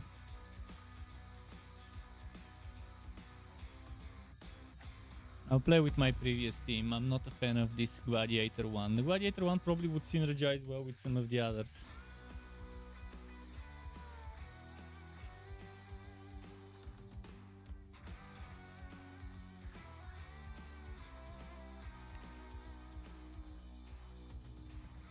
I'm not liking this. I'm gonna fish for better randomness. Unfortunately, in this game, you have to fish. It's already difficult enough. They definitely fucked up by not adding difficulty settings in this game. Okay, 1 healing, 2 healing, and the healing right before the boss. This is our run, I think. 2 fights, then healing, elite, then healing, and then boss with healing again. Or 3 fights, okay. Still.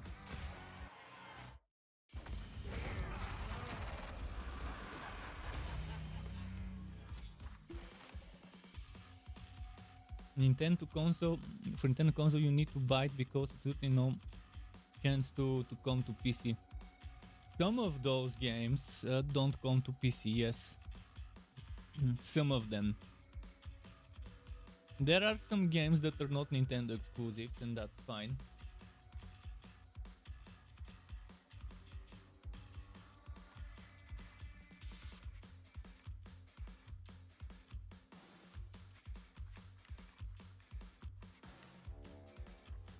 But Switch gives you a different experience. With Switch you can play it on the go. It's a completely different animal of a console. Being able to play while traveling in the subway, on the bus, train, plane, whenever, wherever, and stuff like that. If you don't want to get Steam Deck and you want the Switch games, obviously the Switch is good. But there's more players. More players are joining the handheld console. There's Steam Deck now, there's some Aya Neo console, and there's 2-3 more Steam Deck lookalikes that are getting powered by AMD technology again.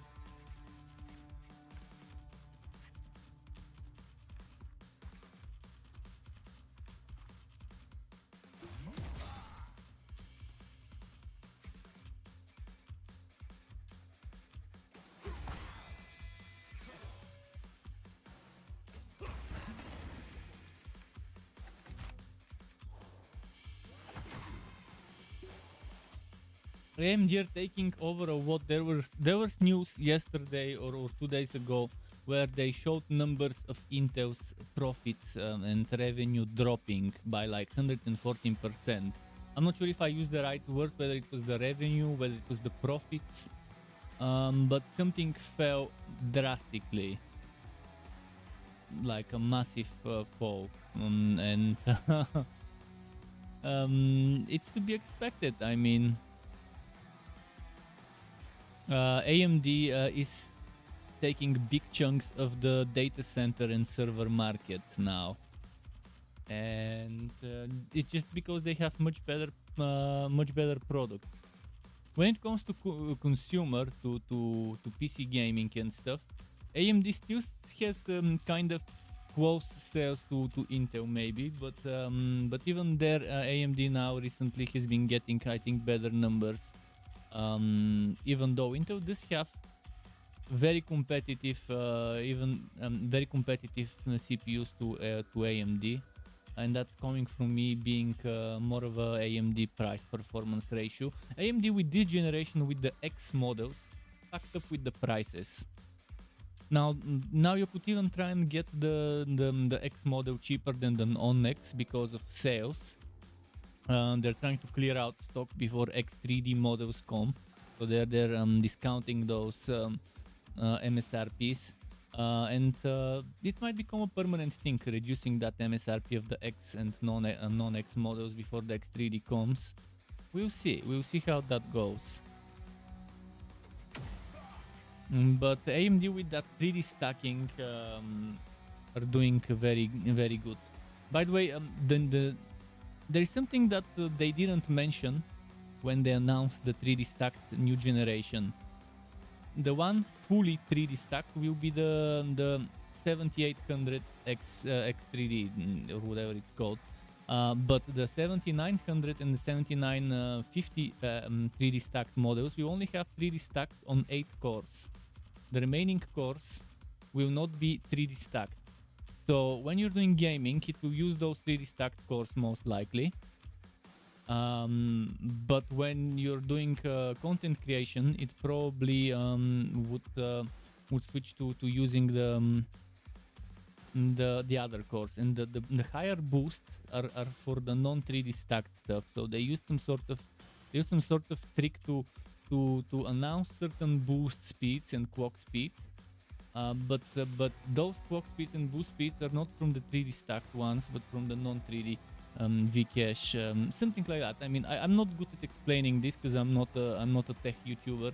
It's something like that. You can watch Gamers Nexus Hardware Unboxed or whatever, and they would probably explain it much better. And I'm sure there's videos explaining this out there.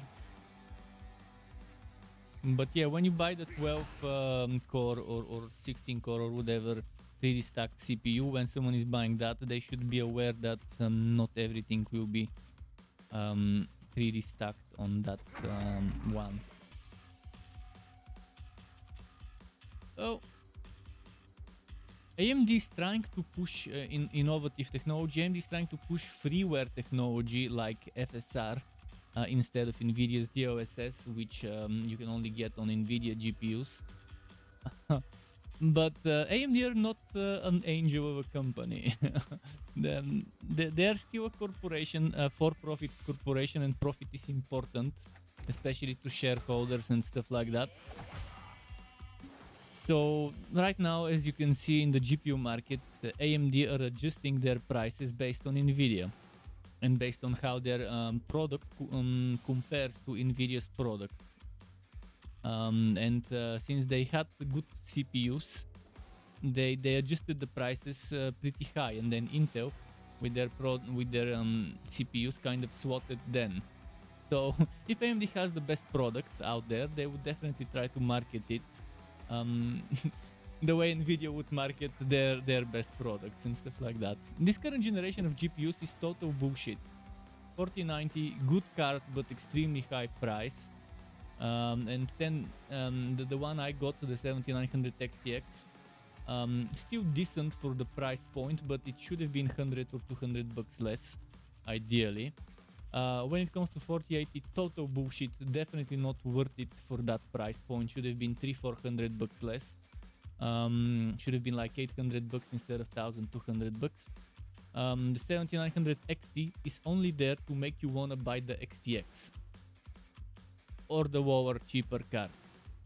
So this is the reason why the XT exists. And some people sure would probably consider, okay, do I get the XT, do I get the 4070 Titanium, which is a little cheaper but has much less RAM and stuff like that. Do I think RTX 3100 series is worth it still? if Nvidia would let those cards use the fake frames of GeoSS 3, maybe. I mean, it depends whether you get it discounted. If you get it severely discounted, and it's a good one, then sure. But not the ones under 12 gigabytes video RAM. You're seeing games this year starting to require 10 plus video RAM. So those models, Nvidia fucked their fans big time, because now you saw games like Forspoken, like Hogwarts Legacy, like Returnal, and there's a few more out there that already announced system specs, and many of those would require ideally 12 plus video RAM gigabytes. So if we're talking about the 30 series that have more than that, then okay, maybe, and if you get a good price. And it depends on what resolution you'll be using the card, and for how many years you think this card would be used by you. The thing is, 3000 series are still not dropping heavily in prices. Once 3000 series stock clears, Huang maybe would reduce the prices of other Nvidia stuff.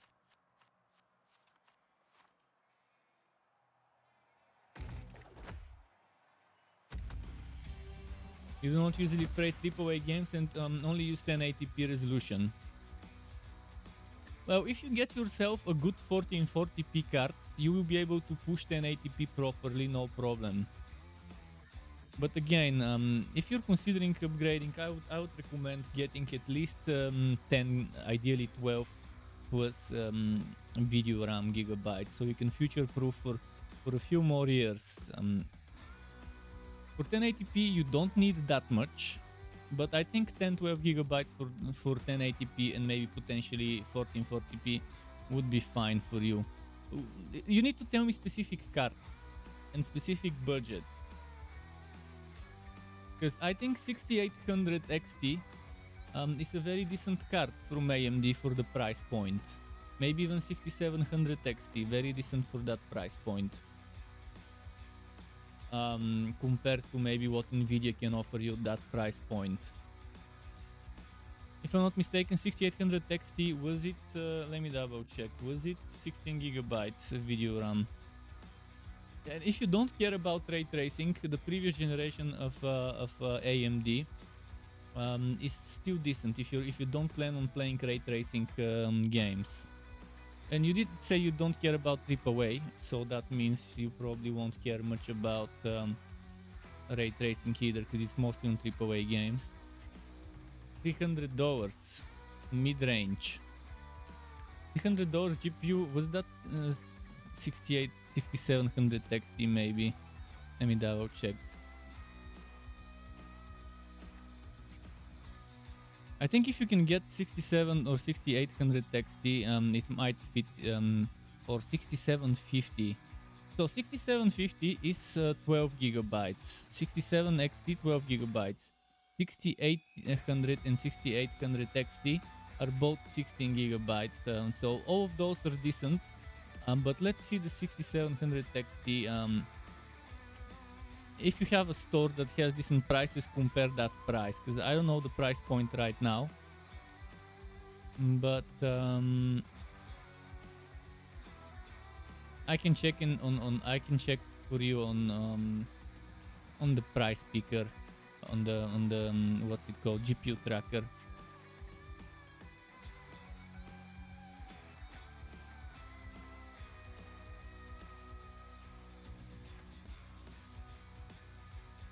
Let me open my browser and share it.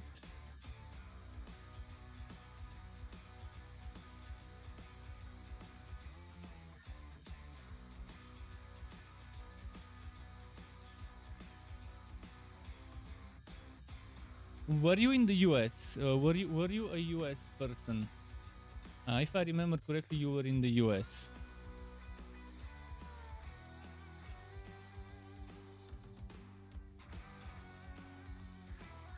In the US, you get better pricing than Europe for sure.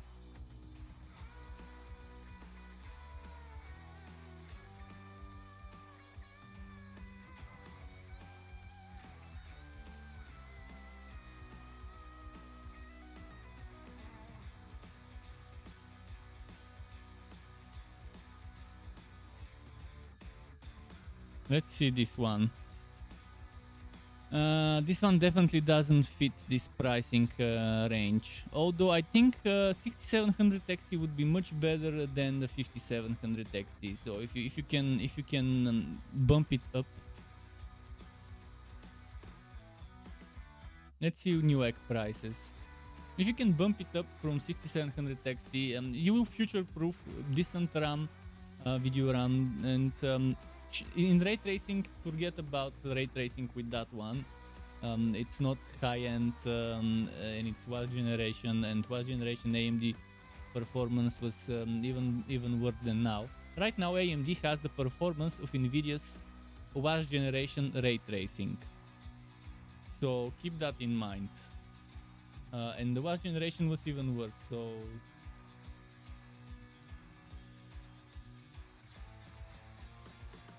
Let's see Newegg. Is that USA? It's USA.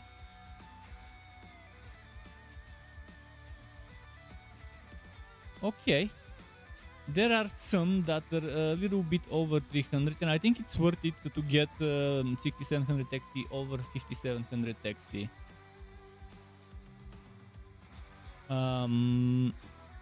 Power Core Fighter is not the strongest model of Power Core, obviously. This one is not bad. Oh, there's websites where you can compare them. You can go to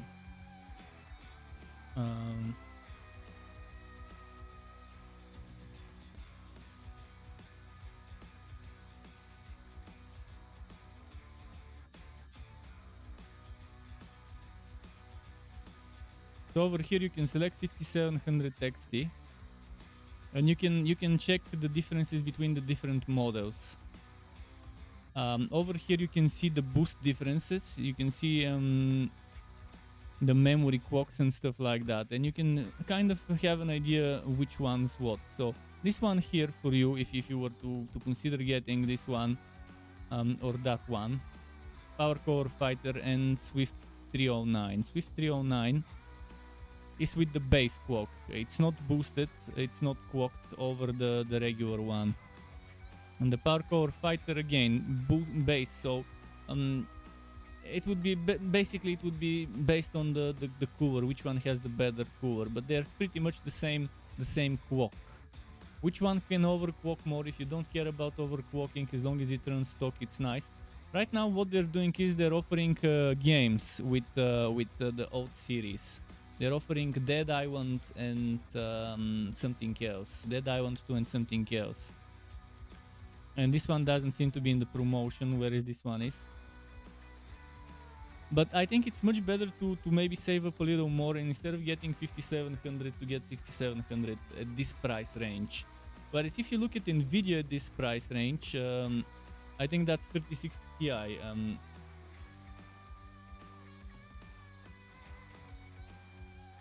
At this price range, or maybe 3070. But in either case, you would have much less video RAM. See, you get 8 gigabytes of that, and see, even it's not even 3060 Ti. It's more like a regular 3060. So obviously, at that price point, you can watch a bit of reviews. I wouldn't recommend Gigashite. I mean, I'm currently using a Gigashite GPU and motherboard and NVMe drive. So I haven't had much problems, but they do have a high RMA rate. Maybe because they have high purchase rate as well, so maybe that's why.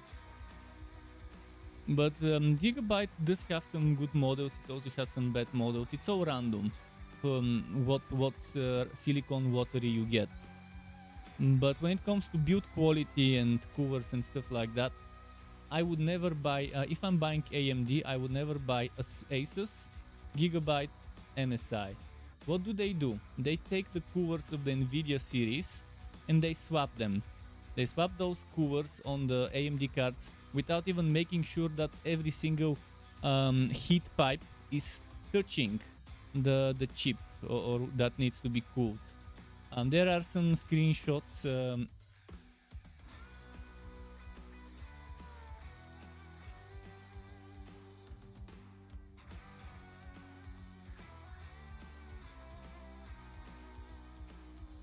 I'm gonna try and show you screenshot.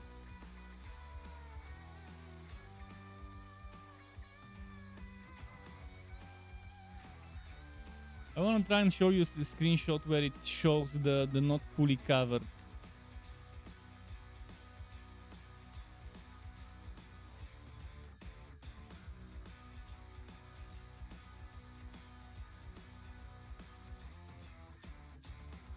If only I could find that image. Well, I can't find it, but if you look hard enough, you would probably find it. So I definitely would avoid Nvidia partners on AMD because they treat AMD as a second-rate citizen. So if you want good AMD, Sapphire, Power Core, even XFX are definitely good. But Sapphire is normally top tier. Alongside second place, maybe Power Core or XFX, maybe tied there. But if you care about design, obviously take that into consideration. If you don't care about design, keep that in mind. Hopefully this was some helpful information. Again, I'm not specialist in hardware. I don't have a hardware channel, but I've been reading, doing a lot of research when I was upgrading, so at least whatever bit of knowledge I have from there I can share with you. The best AMD cooler solutions so far have been Sapphire. In this generation, Asus had pretty good tough version as well. Which again, unlike Asus to do well, but I think they just swapped the 4080, 4090 cooler there, with and it's obviously a massive cooler and stuff, and it does well. But the Sapphire one was definitely the better, but the Sapphire one was the ugliest. I would have gone for a Sapphire if it wasn't this ugly, the current generation Sapphire. That's why I went for a Red Devil. It wasn't my first choice, the Red Devil. It was my second choice. But I'm still using the 1060, and hopefully now in February, hopefully we see some stock of the Vertex power supply from Seasonic in Bulgaria. Hopefully they stockpile enough, because there's a lot of people waiting. I'm reading some Bulgarian hardware forums, so there's only one massive one, but there's a lot of people in there waiting for power supply. So I hope they sent at least 50 to 100 units for my country. Hopefully. Because just from hardware forums I can see that there's tens of people, dozens of people who want that, and there's people who are not on forums who definitely are waiting for one such. No, they sent units to every country, but some countries get less than others, because smaller country obviously they would not send too many units to retailers in that one country. Most likely each country has one or two or a few major importers, major partners, and that one major partner, for example, in my country, distributes through all the little and big retailers in the country. So there's one big partner, and normally the company from which I buy is a daughter company of that one big partner in my country, and all the others buy it from them to resell it. So that's how it normally works.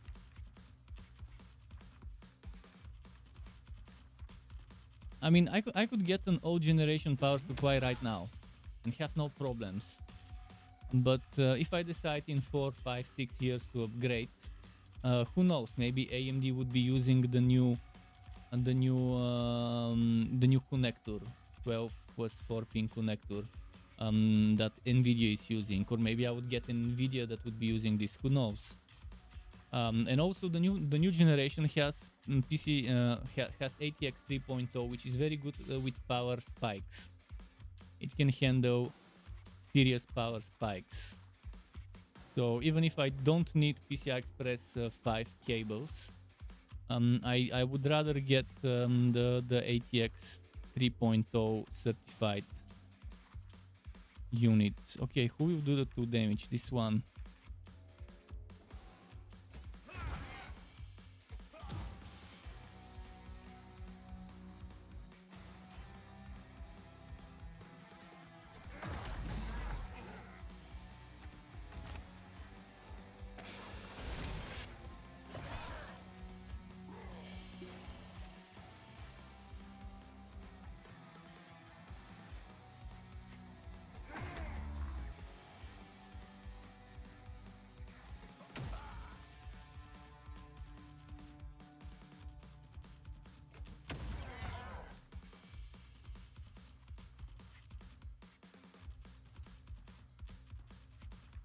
Damn, I really wanted to do this.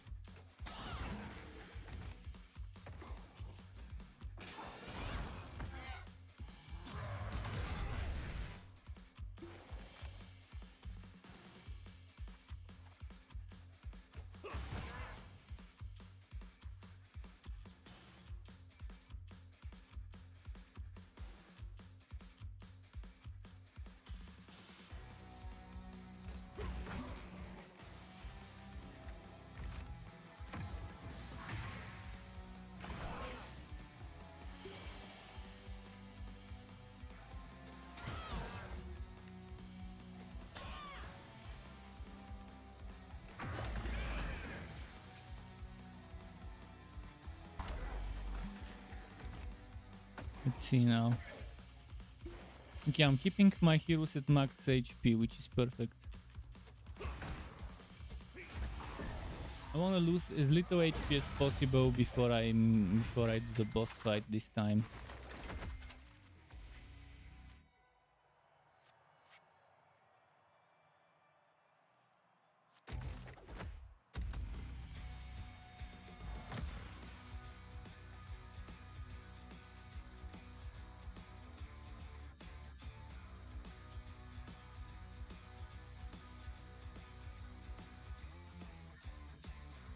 Top row it is in this one.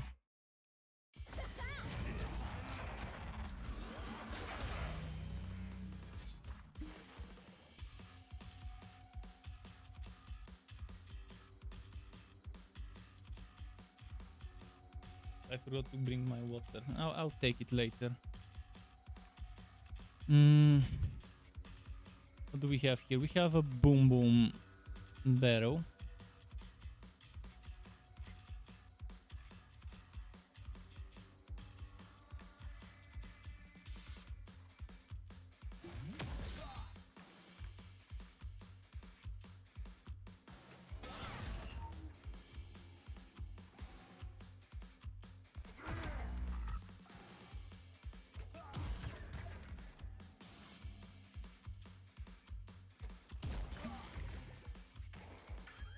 Be able to handle this.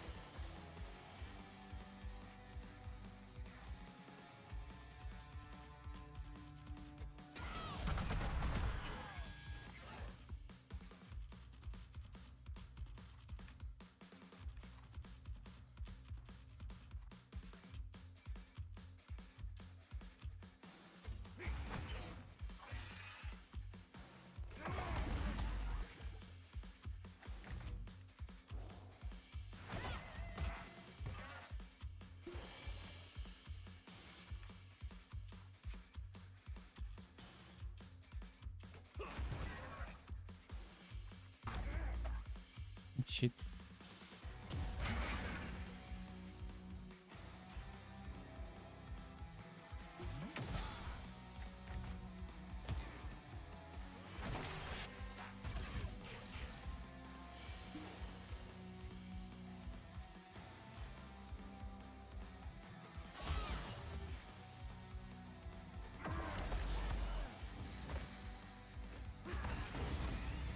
Okay, I maybe could have waited to heal before ending this.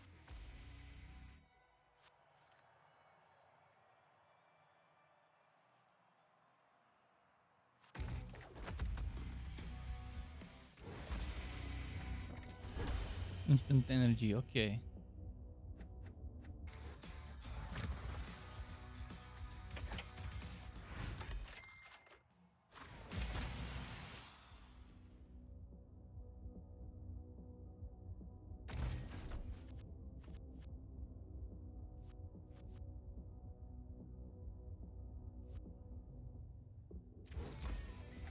Not sure if that's the best person to put it on, but okay.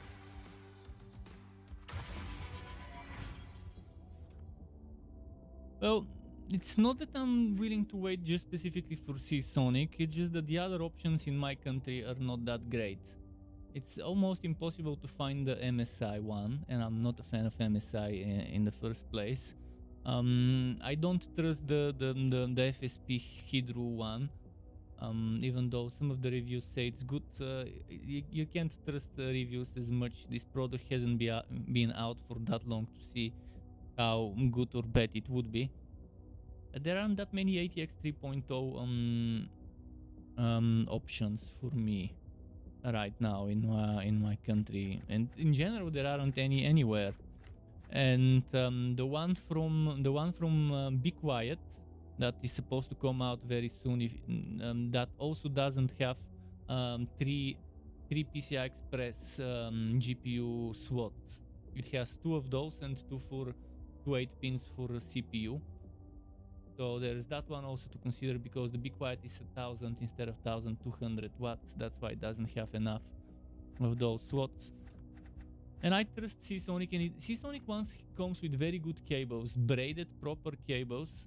It comes with a lot of cable management ties and goodies. So in general they have very good packaging. It even gives you a power tester, if I'm not mistaken. I think it comes with power supply tester that lets you test the power supply. I forgot what the exact name is. That lets you test it before you even install it or something. And it's a company I trust so far when it comes to power supplies. I want to fuck around and find out when it comes to power supplies.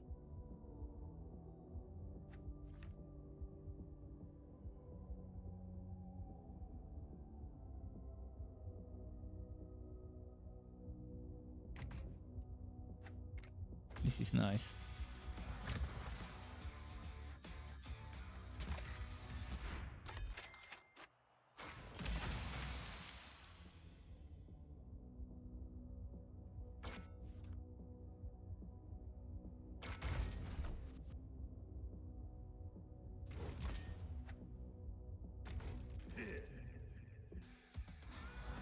It's not favorite technology, but if your power supply fails, it could take something else down. If you cheap out on power supply, is the one thing you should never cheap out on, because if you get something that is just bad, it might take down something else from the system. Well, the new ones, they build them in a way to prevent stuff like that from happening, but you never know.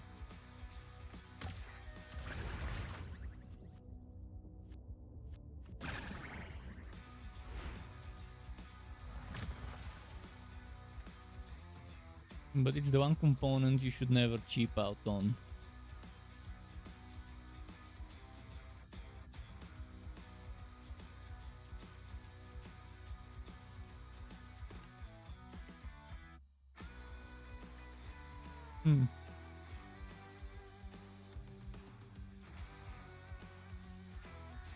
Well, important, I'm not sure if I would use that word, but it's how should I say it? It's what powers the whole system, obviously. So it's just too risky to cheap out on this one, and cheaping out on this one could bring you a lot of headaches later on.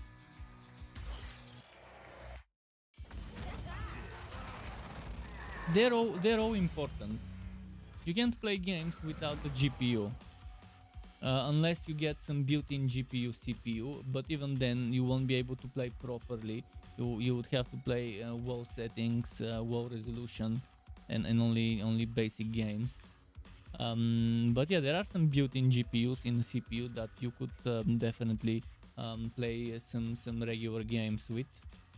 Not AAA titles, obviously. But yeah, the CPU important, super important as well. The GPU again, if you're into gaming, definitely need it. If you're a content creator that does a lot of rendering, or if you're 3D animator or something like that, GPU definitely important. But you probably wouldn't want to get a gaming GPU for that. You'd probably get a professional one, which are extremely expensive in the first place. And right now, many professionals prefer to buy a 4090 for 3D rendering and for other such, so they can have gaming on the side, but still do their 3D modeling, 3D rendering, and editing and stuff like this. And that's why those prices can be priced this high, because no matter how high Nvidia prices those, right now there's always people who would pay the prices for that Halo product, especially professionals who don't want to pay as much as a proper professional card, and who don't need NVLink, so they can do 2 cards in the system and stuff like that, because Nvidia removed it from the 4090. You don't have NVLink there in gamer cards anymore, just so that people who really need more cards in the same system for professional workloads would actually go for professional cards. But even then, there's people who don't need as much and just go for like a 4090 for professional workloads, Blender and stuff like that. The biggest problem with AMD and professional workloads is the software is not that greatly optimized for AMD cards. AMD has the hardware, but the software doesn't support it as well. They're now, for example, they're working with Blender now to make better optimizations for AMD cards on Blender. But in general, many games and many professional applications are better optimized for Nvidia. It's just how they make them. But I'm still a fan of AMD or Nvidia, depending who would give me the better performance per buck. I don't care about the brand. I care about at this moment in time what company, what brand offers the better bang for my buck. Who should I kill first? They seem to be exactly the same, all of those mobs. Let's do damage, and let's do more damage. Let's do this. I don't want the meta. I want something that would last me for a long time. I'm not the kind of person that can afford upgrading every generation. It just that's not for me. But when I do, I want to make sure that I'm getting good value and good future-proofed technology.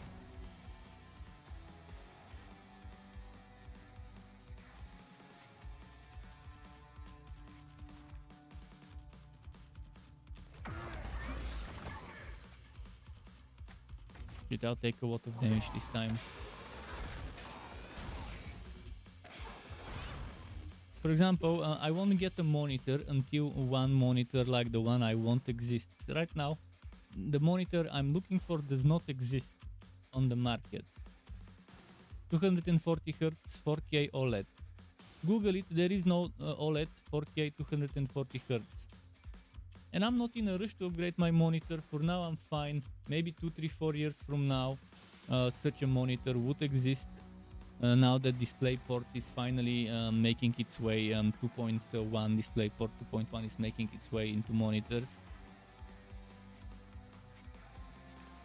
But yeah, DisplayPort 2.1 can handle this. I can guarantee that it can.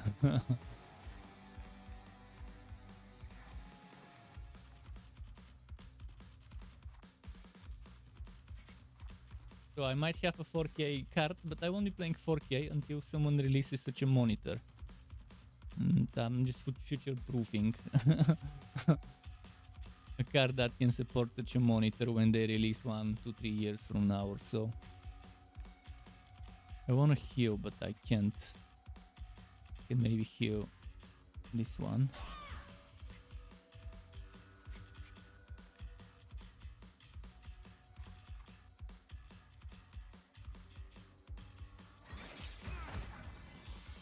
Oh, this one is guarding shit.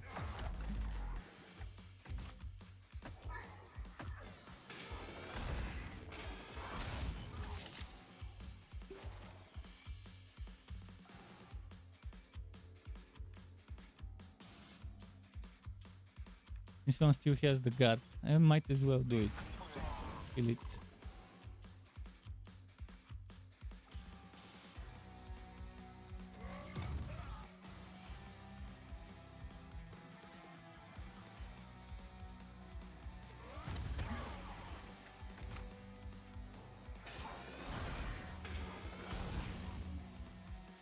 Tough elite fight.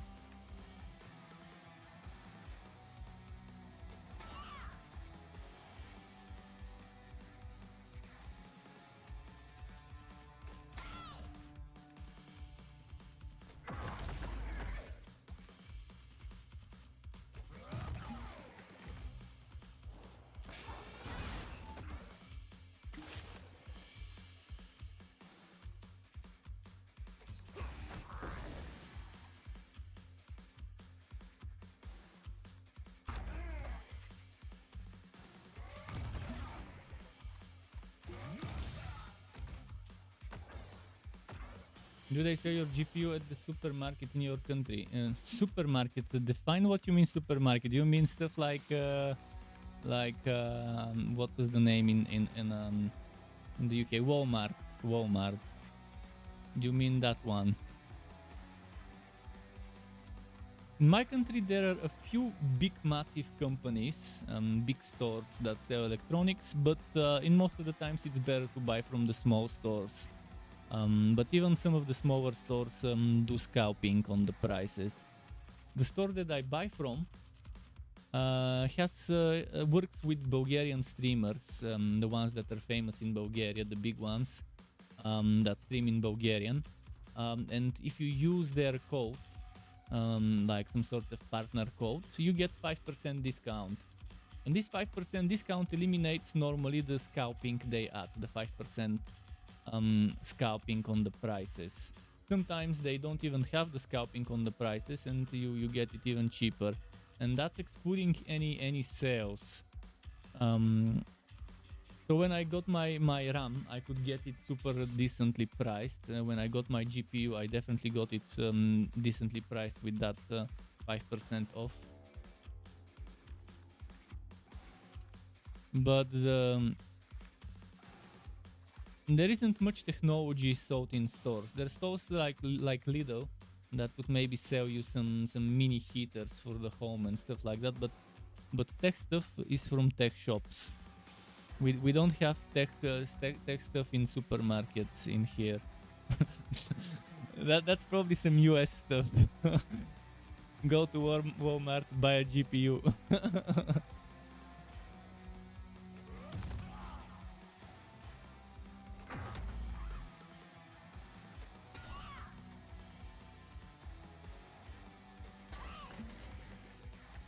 Trying to heal before I kill the enemy as much as I can. I can drag it out.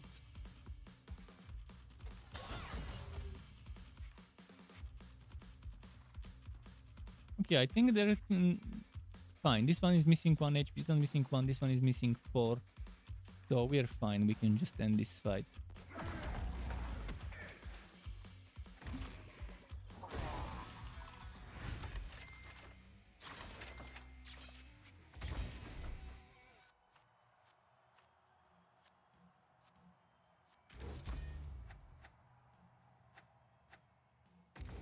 Samurai think that's definitely an item for Shinobi. Perfect item for Shinobi.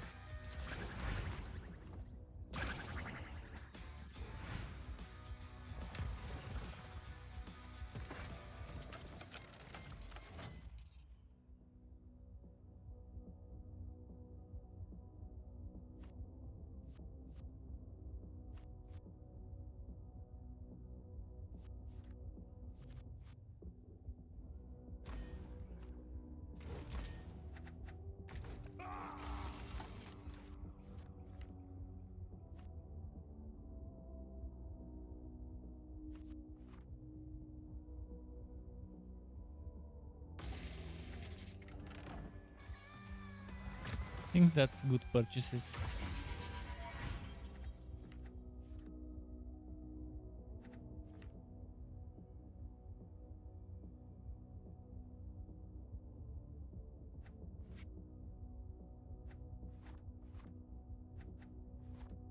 No, I don't need healing, so...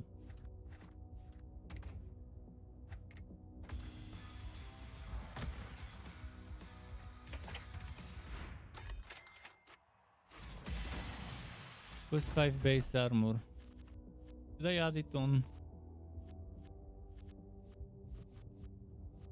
I'm gonna add it on the healer.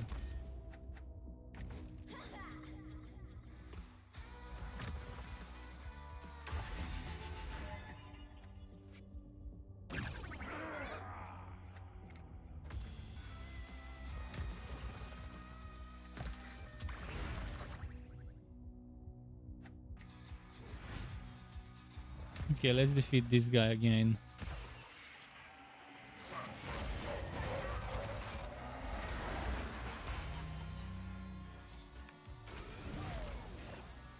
Okay, I see what I'm supposed to do. Barrier here. Oh shit.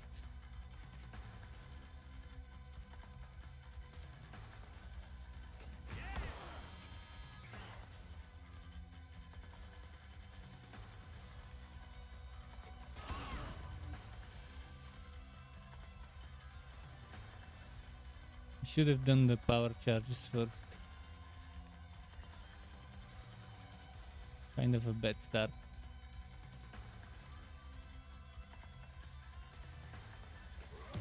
And I should focus on the big boy in this fight. I forgot that this is how you wanna do this fight.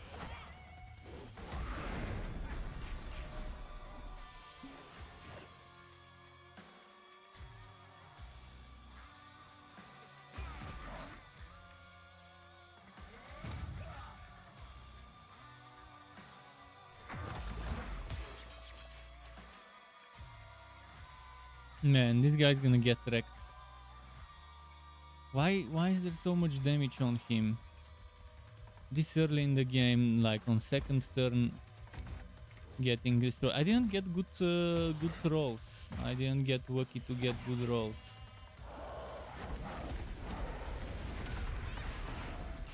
Very unlucky with RNG. At least he survived.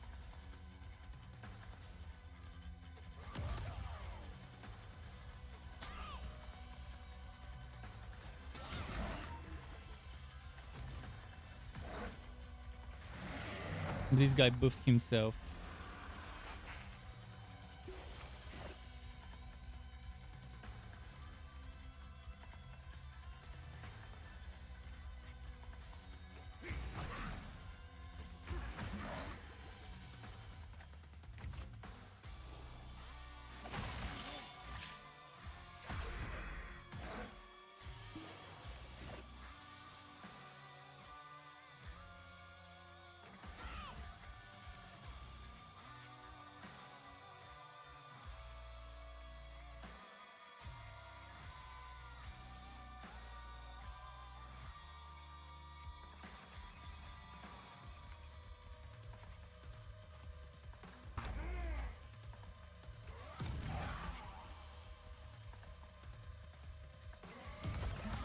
Didn't interrupt. Do I want to protect the most?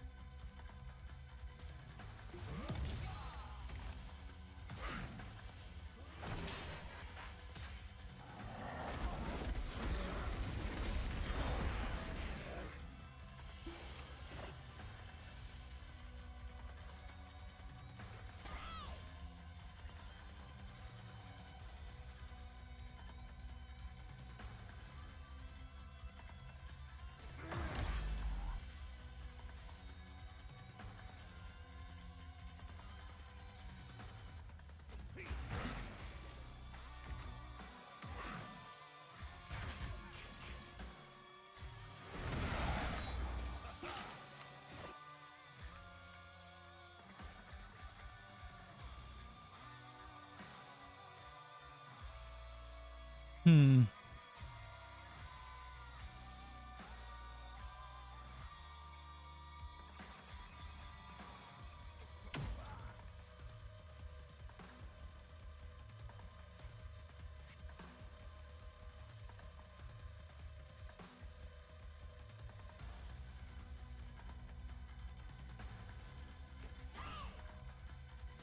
Shit, it didn't heal, fuck.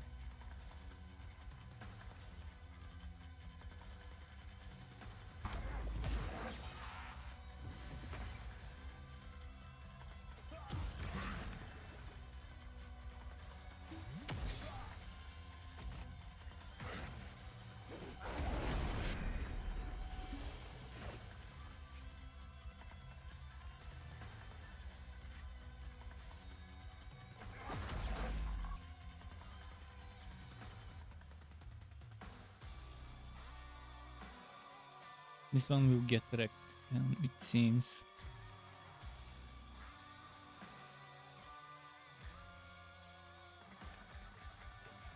Might as well do that.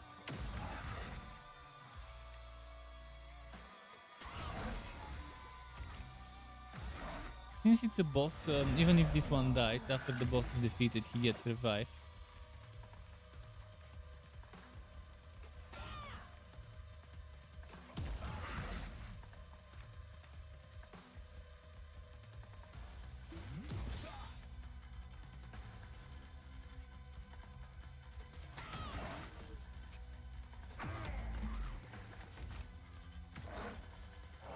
We win the next round, hopefully.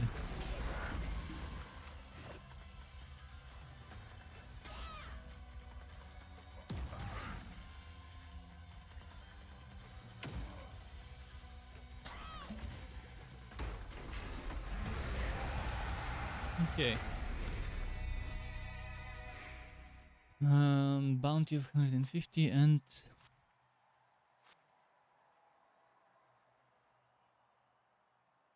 to the whole band.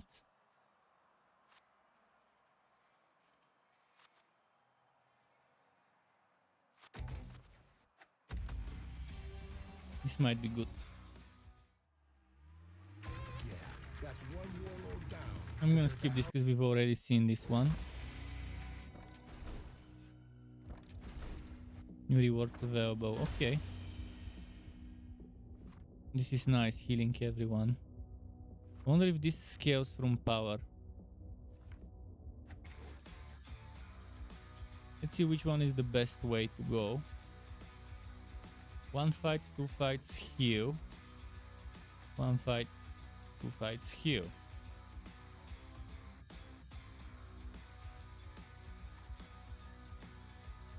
Elite, elite, heal. Regular, elite, heal. Okay, top row it is.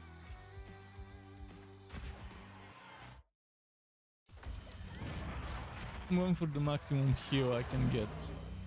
Although the second boss is super difficult, I'm not sure if I can win it. We'll see.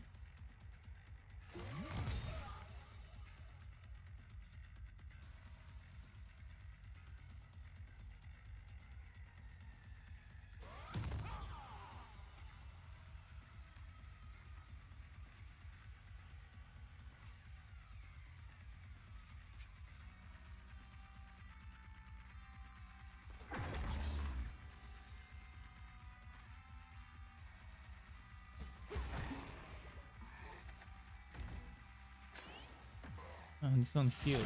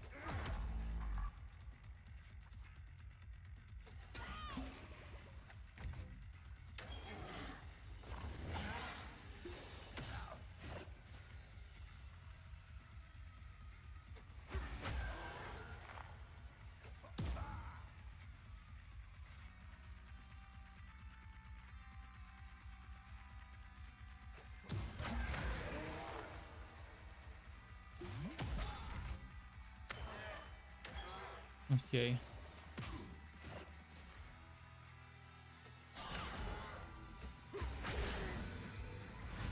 This one's done.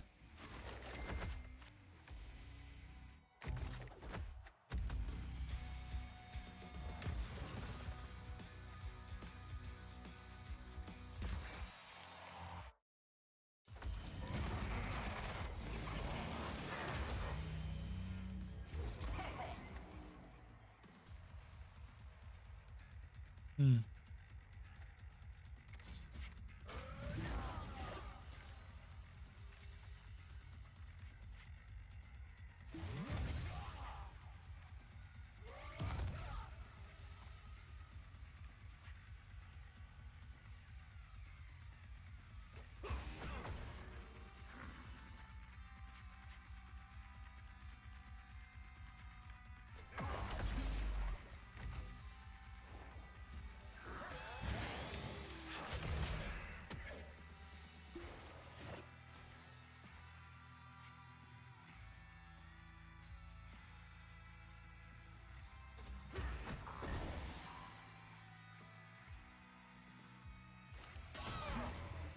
Hmm.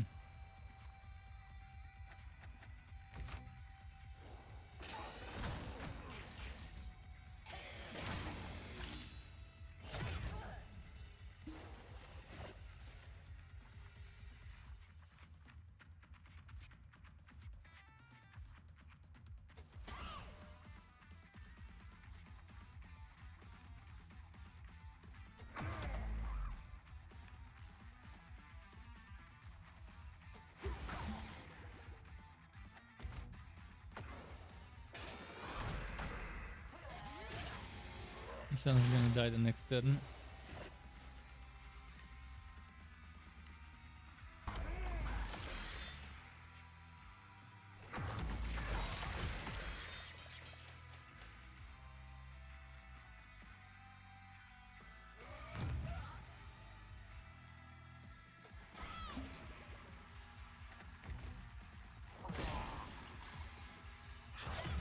Let's see. Did I get lucky? Kind of.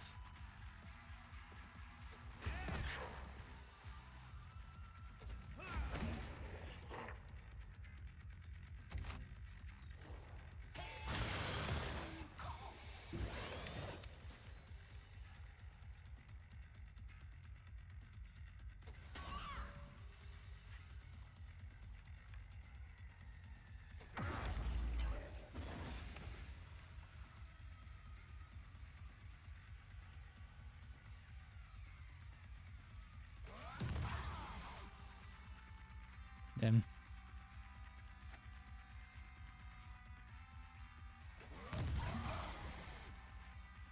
Nice.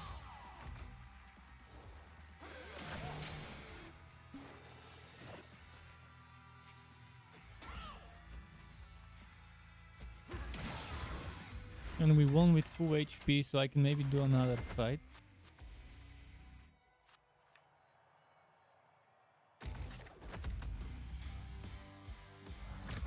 I could maybe go here with an extra fight instead of here.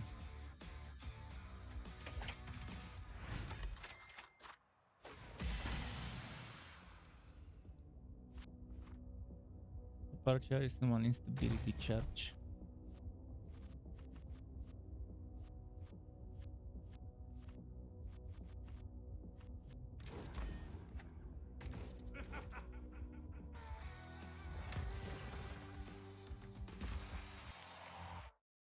I maybe should have done that on the tank.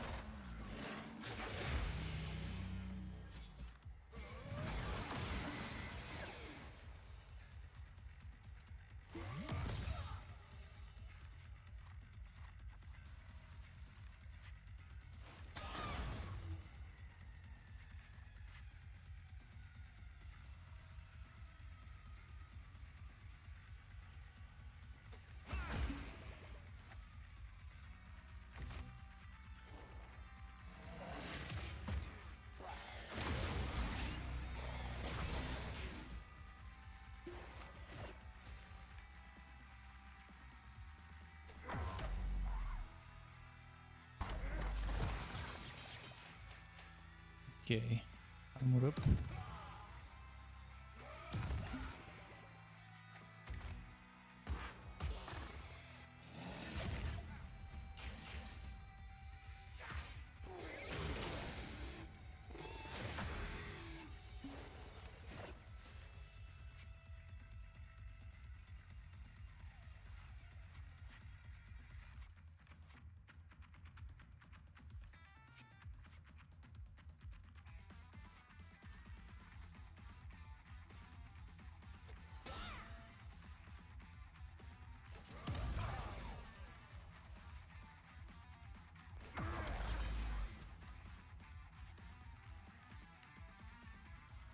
Hmm.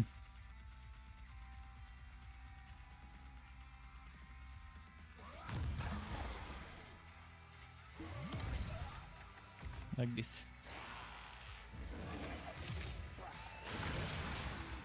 Bit by bit getting more used to combos and stuff.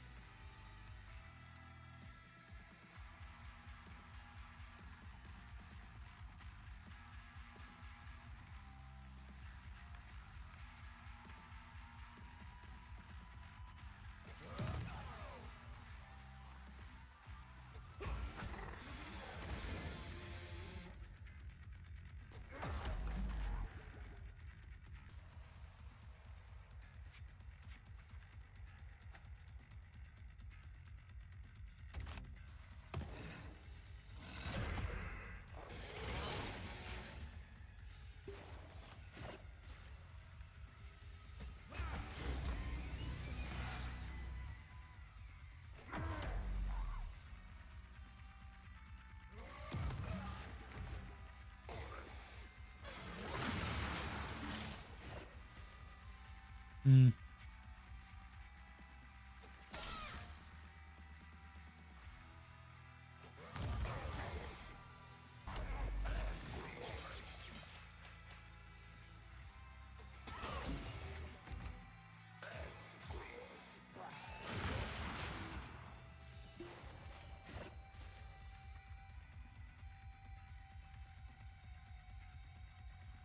Okay, let's do that.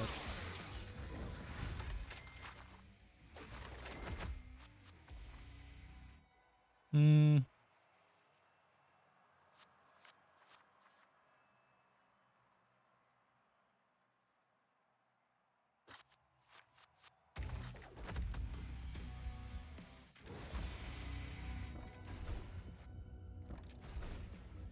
Unlock new stuff.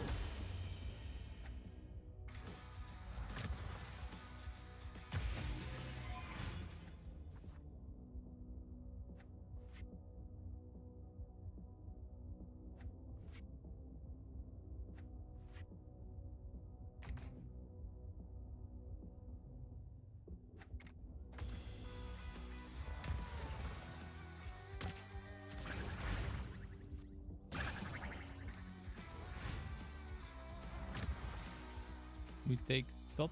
I can do this or this, it doesn't matter, it leads to the same place. If I go top.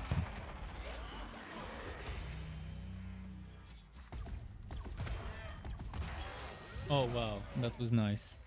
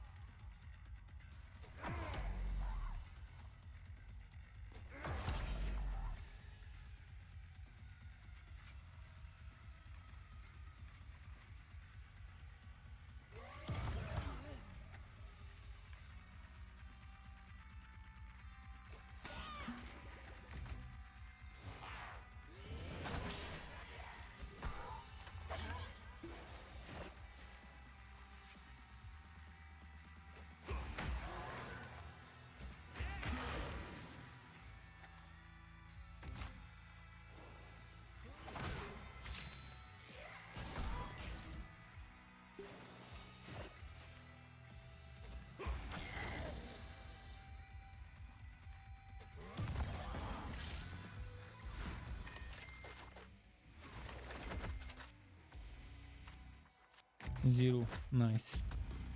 Extra bonus.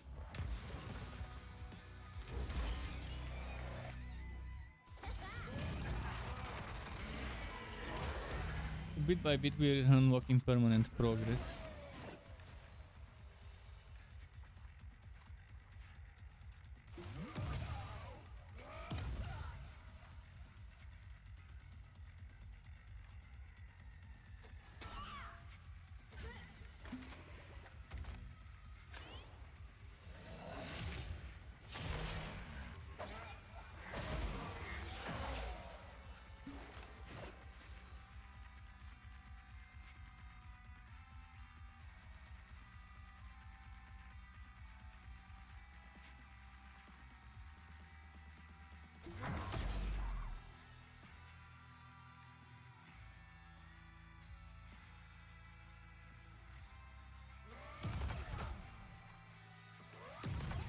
This one's the weak link.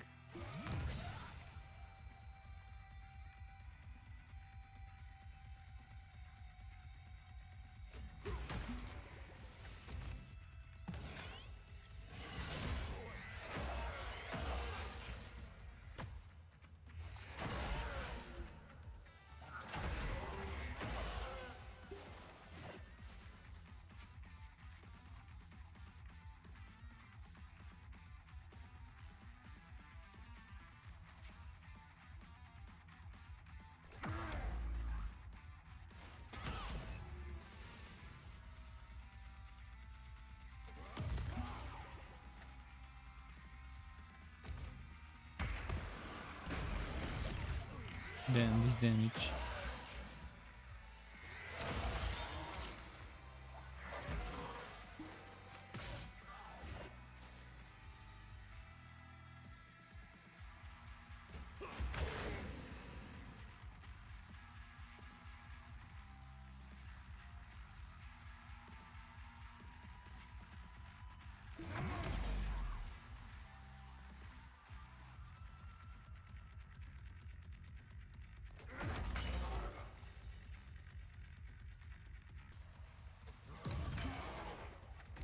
Okay. Need to heal those two.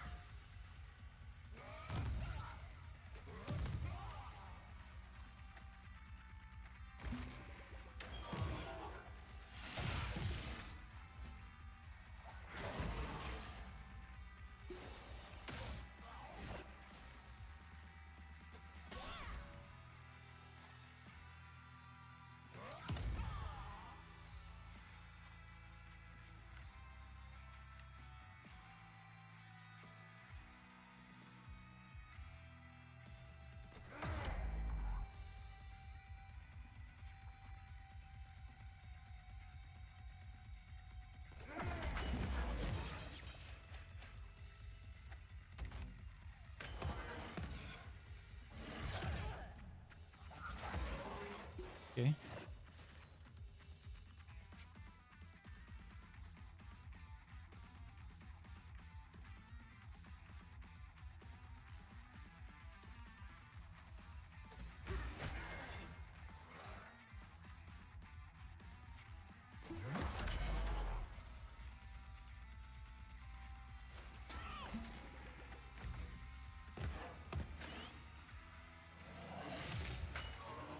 Only 4 armor, good.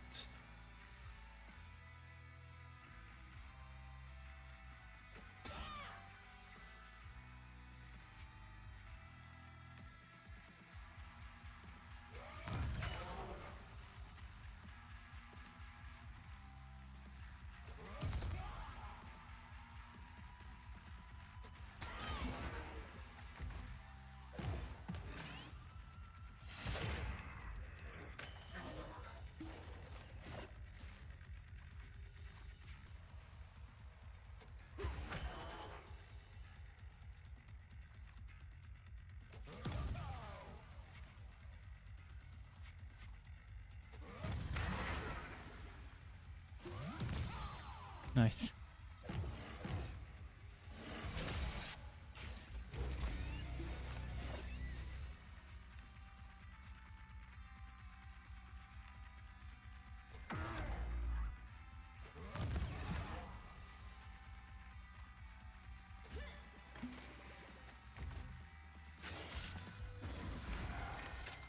Okay, this one's cleared.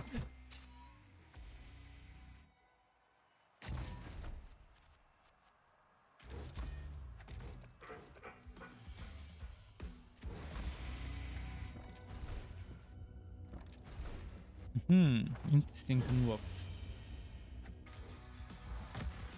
Now let's go heal before the elite fight. Let's see what we can purchase. Toxin poison charge, toxin corrosion charge.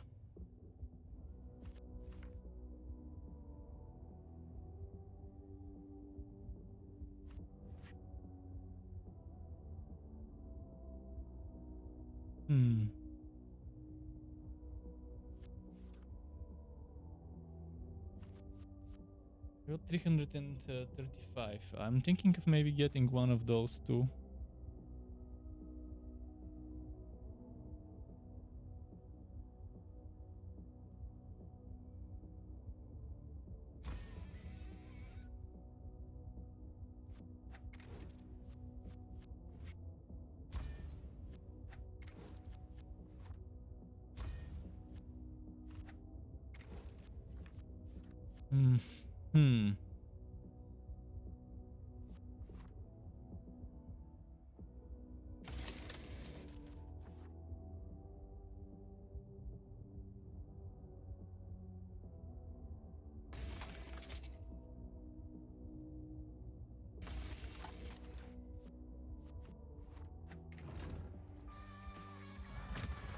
I think that was a good move.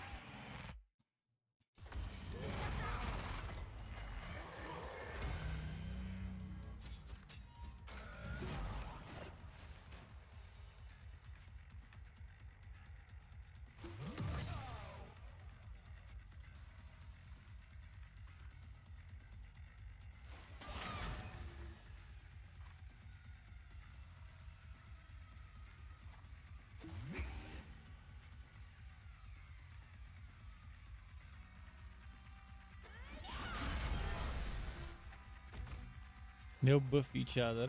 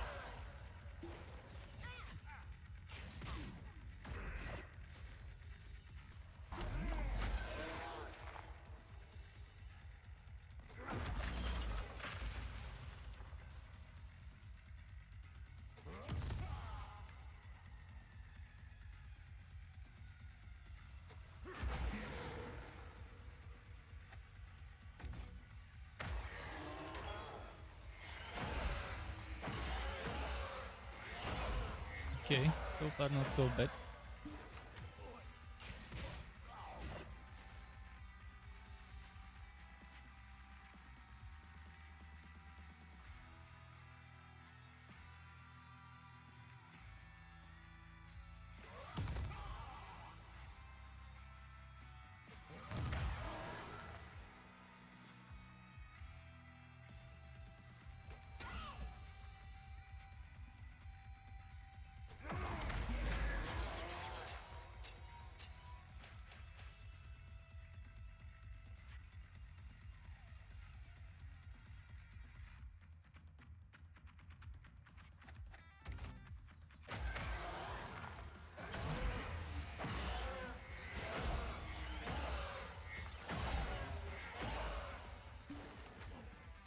Oh,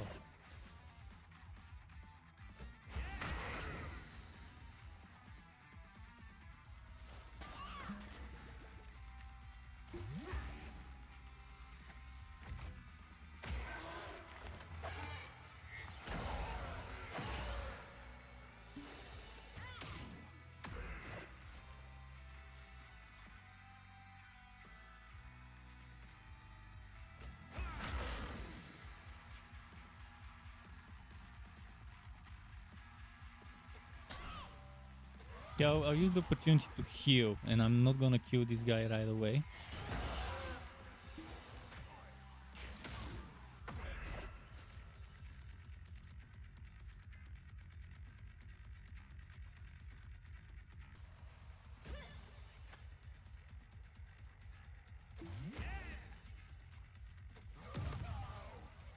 Doesn't look like I'll be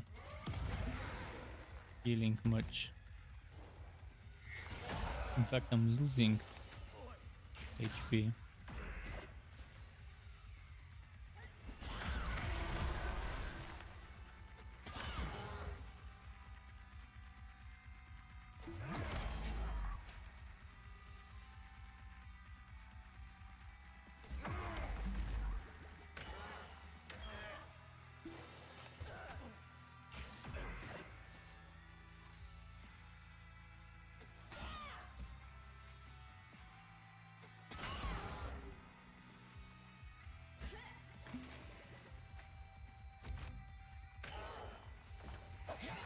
Can I heal a little bit more?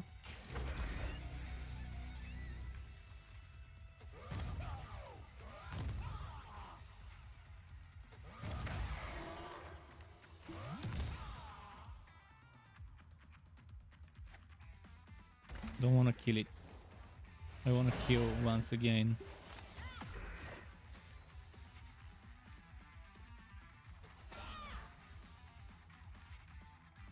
Okay, I think we can kill it now.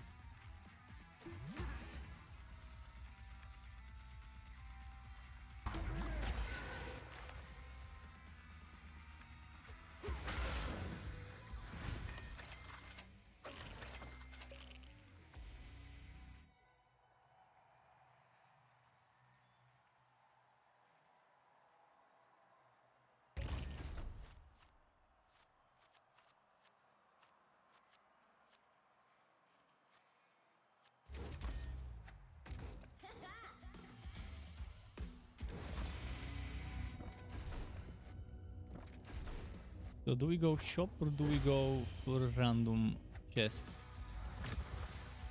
I do have some for the shop. Maybe we should go shop. This is good for the whole band. 5.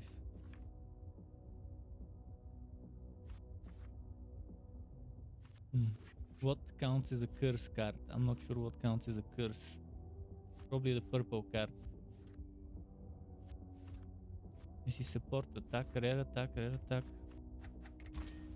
How many curse cards have I got? 0. Good thing I didn't buy it. I'm gonna buy this.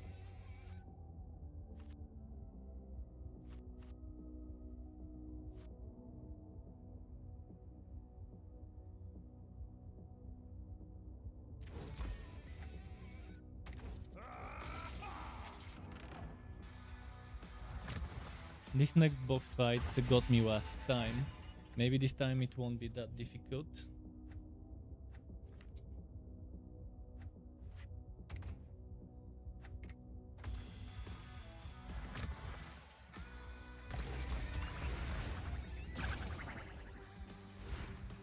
Everyone's at max HP.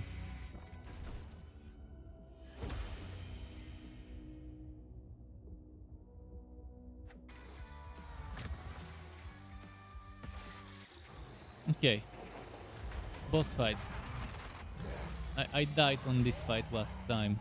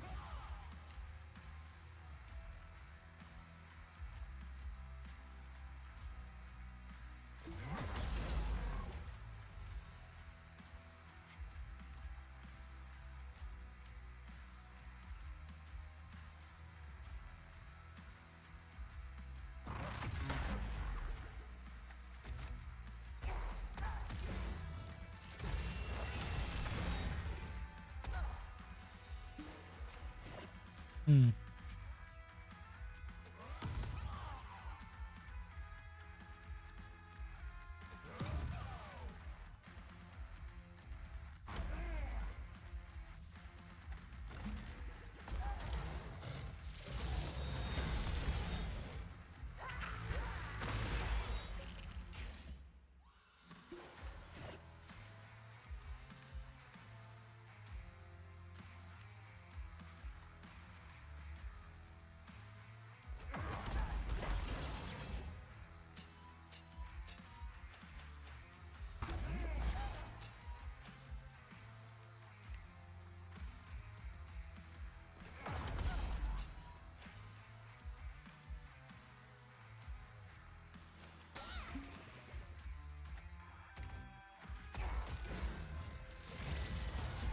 Oh shit, oh shit, oh shit. This one shouldn't die.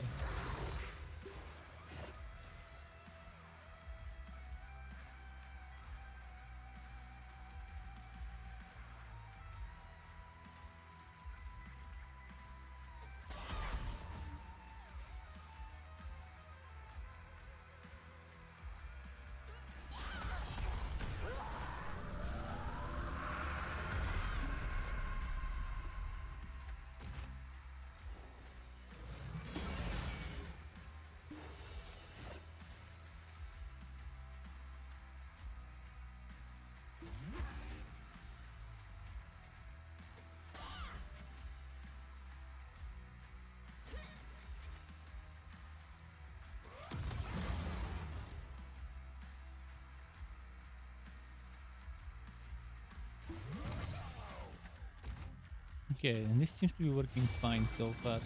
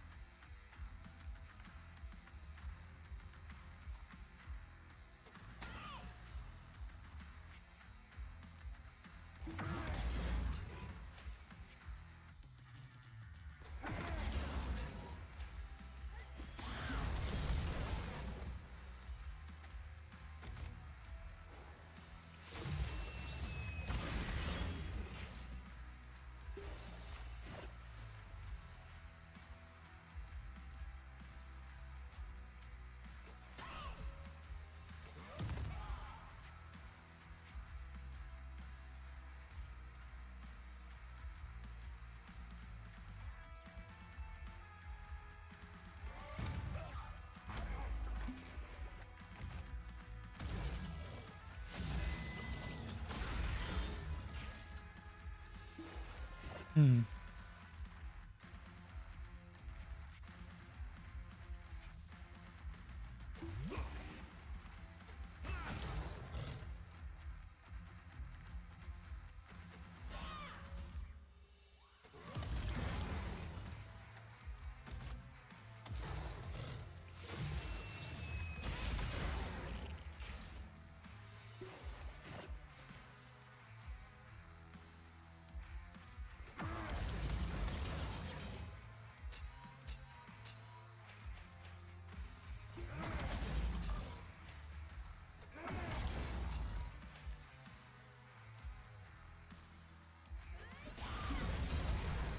I think we will win this fight.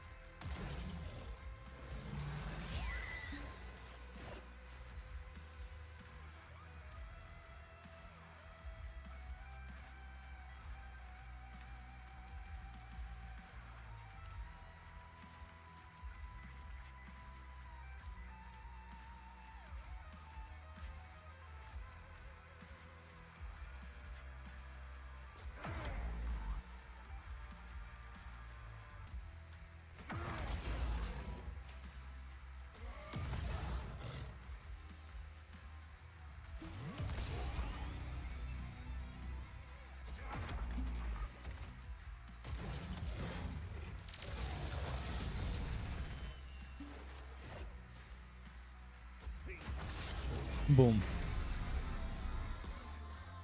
Okay, second boss done.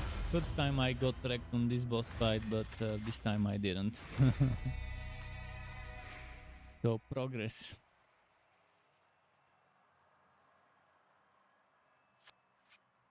Mm,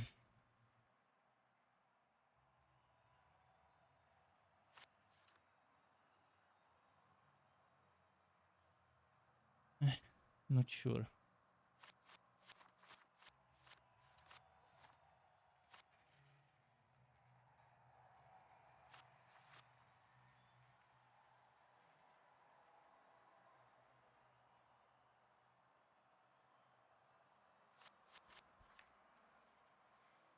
What is a curse card and let's assume that curse cards could be better than discarding. This is it. You've made it to Tower Summerlock. But the demons are here, and the show's already started. If you want to get your hands on the Chronocaster, then you need to break through the Demon King, Valak the Crowned.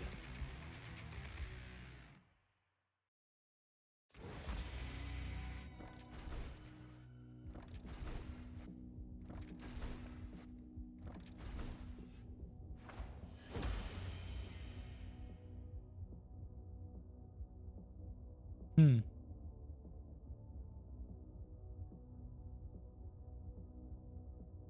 Okay.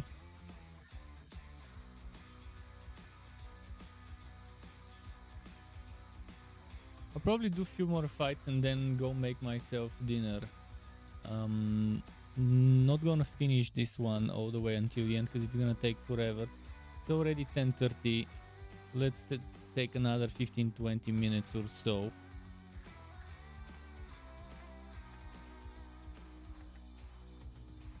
But let's see which one is the best way. Here we have healing. So fight, healing, fight. Then elite. And then I can choose this or this. And whichever I choose, this one would be the better choice here. So one of those two, then this one, then this one, then this one, then this one, and this one, and that one. Not much healing. The other option is fight, fight, fight, healing, elite. And then I have to choose. Yeah, it's not gonna be that great if I do it that way.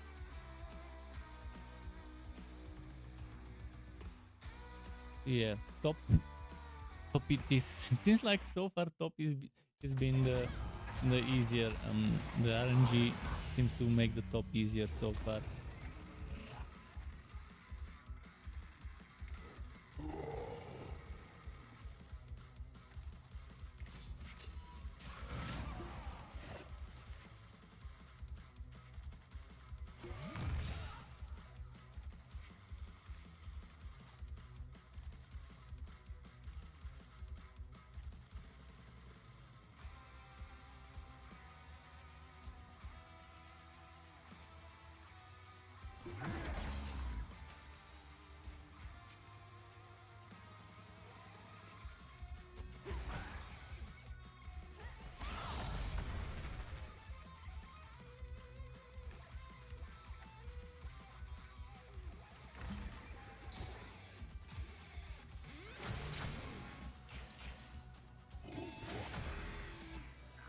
Okay.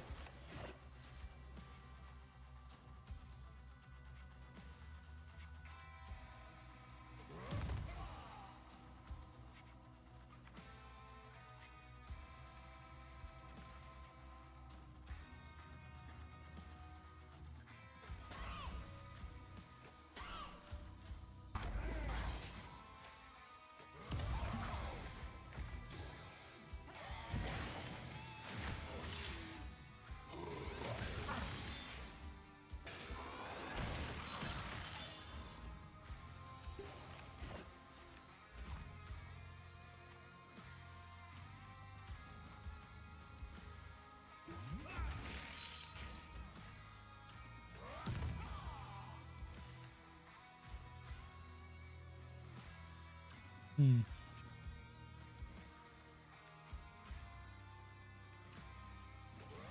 No, no, wrong. Wrong person selected. Oh, fuck, fuck, fuck, fuck. Only played 3 per turn? Oh, shit.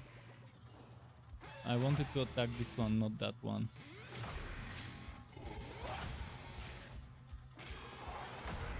I didn't realize I can only play 3 per turn.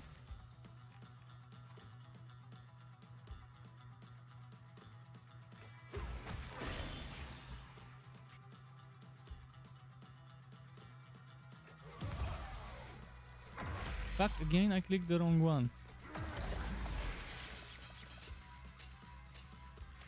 See, they're too close to each other. Now this one will die. Fuck. Because of making stupid mistakes and attacking the wrong one twice.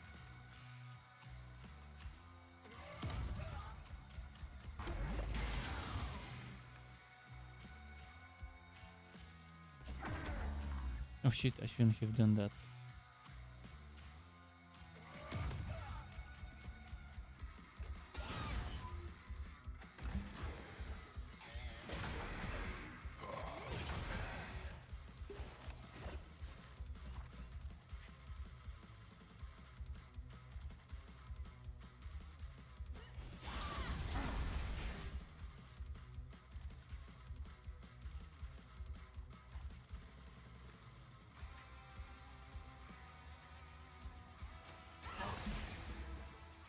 Didn't cancel this one. Okay, this one's dying as well now, it seems. already a terrible third act start.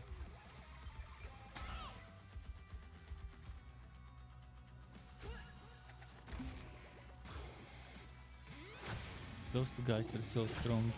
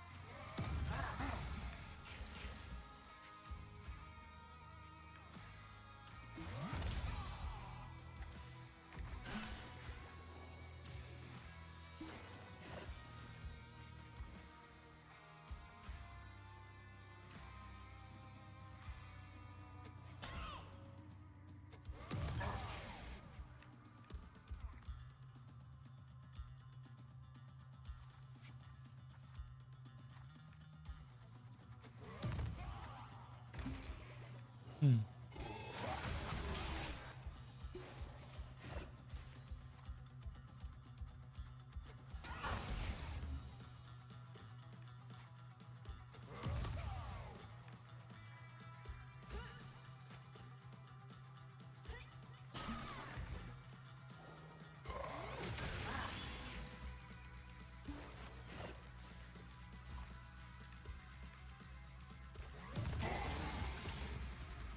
Probably the next fight will defeat me. I mean, I'll have 2 less heroes. I'm not sure how I'm gonna do it.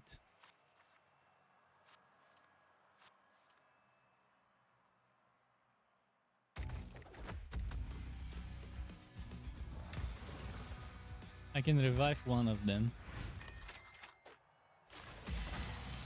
but it's already bad because on the last fight, in the best case, I would have one of them at 50% instead of healed, and I would have to revive him then.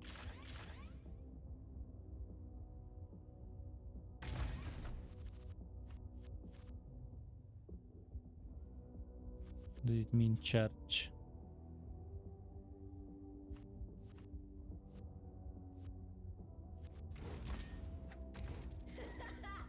What was charges? I can't remember what the game counted as charges.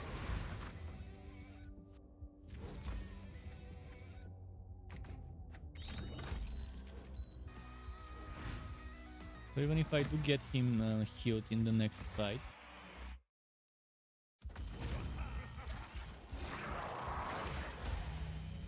at least this is stone charges. Aha, that's what charges.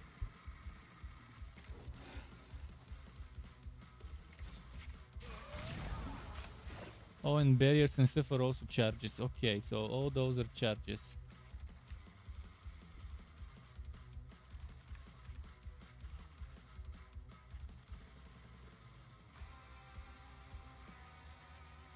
Is this one hitting? Yellow.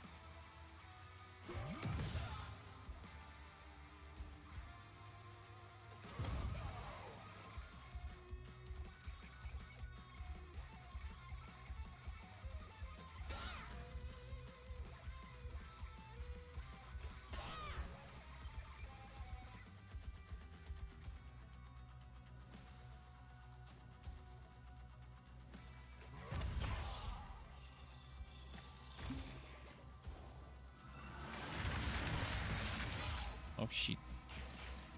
I think this one also increases the healing.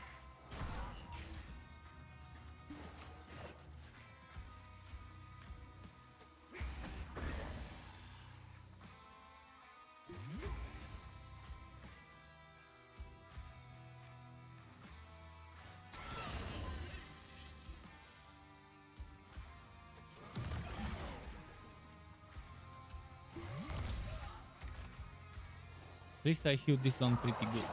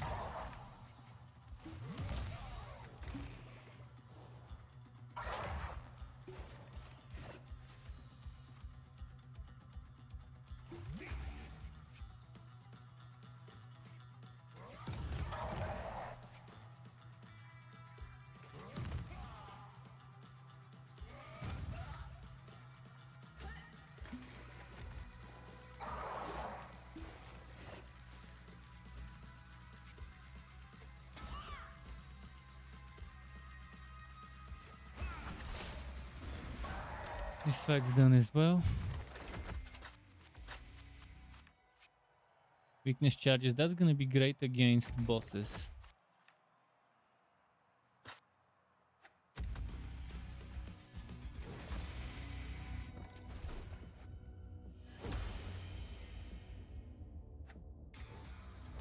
Volume charges. Now what is volume charges? Does it increase the effectiveness of stuff?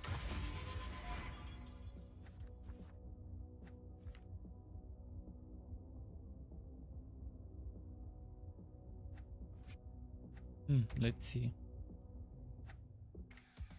I couldn't. 50-50 chance to escape. We couldn't escape.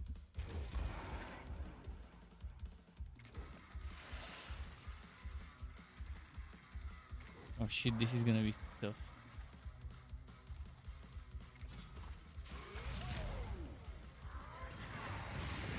Oh shit.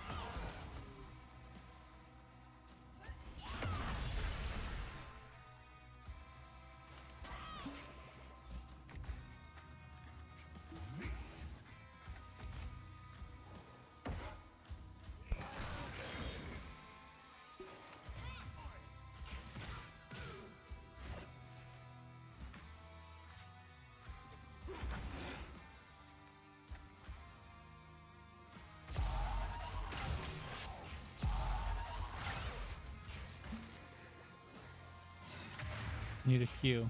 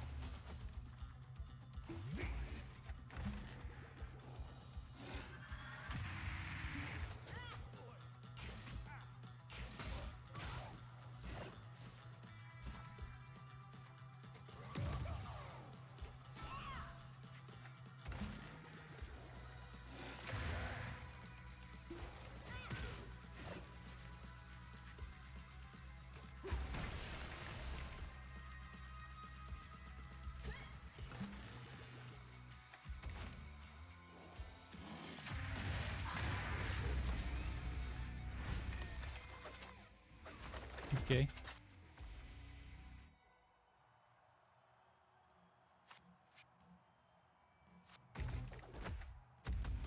Interesting cards are dropping.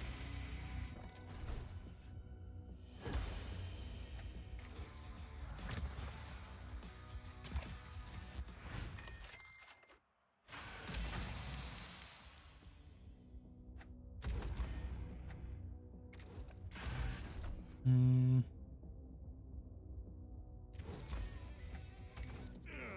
Okay, good item. I could probably save after this event.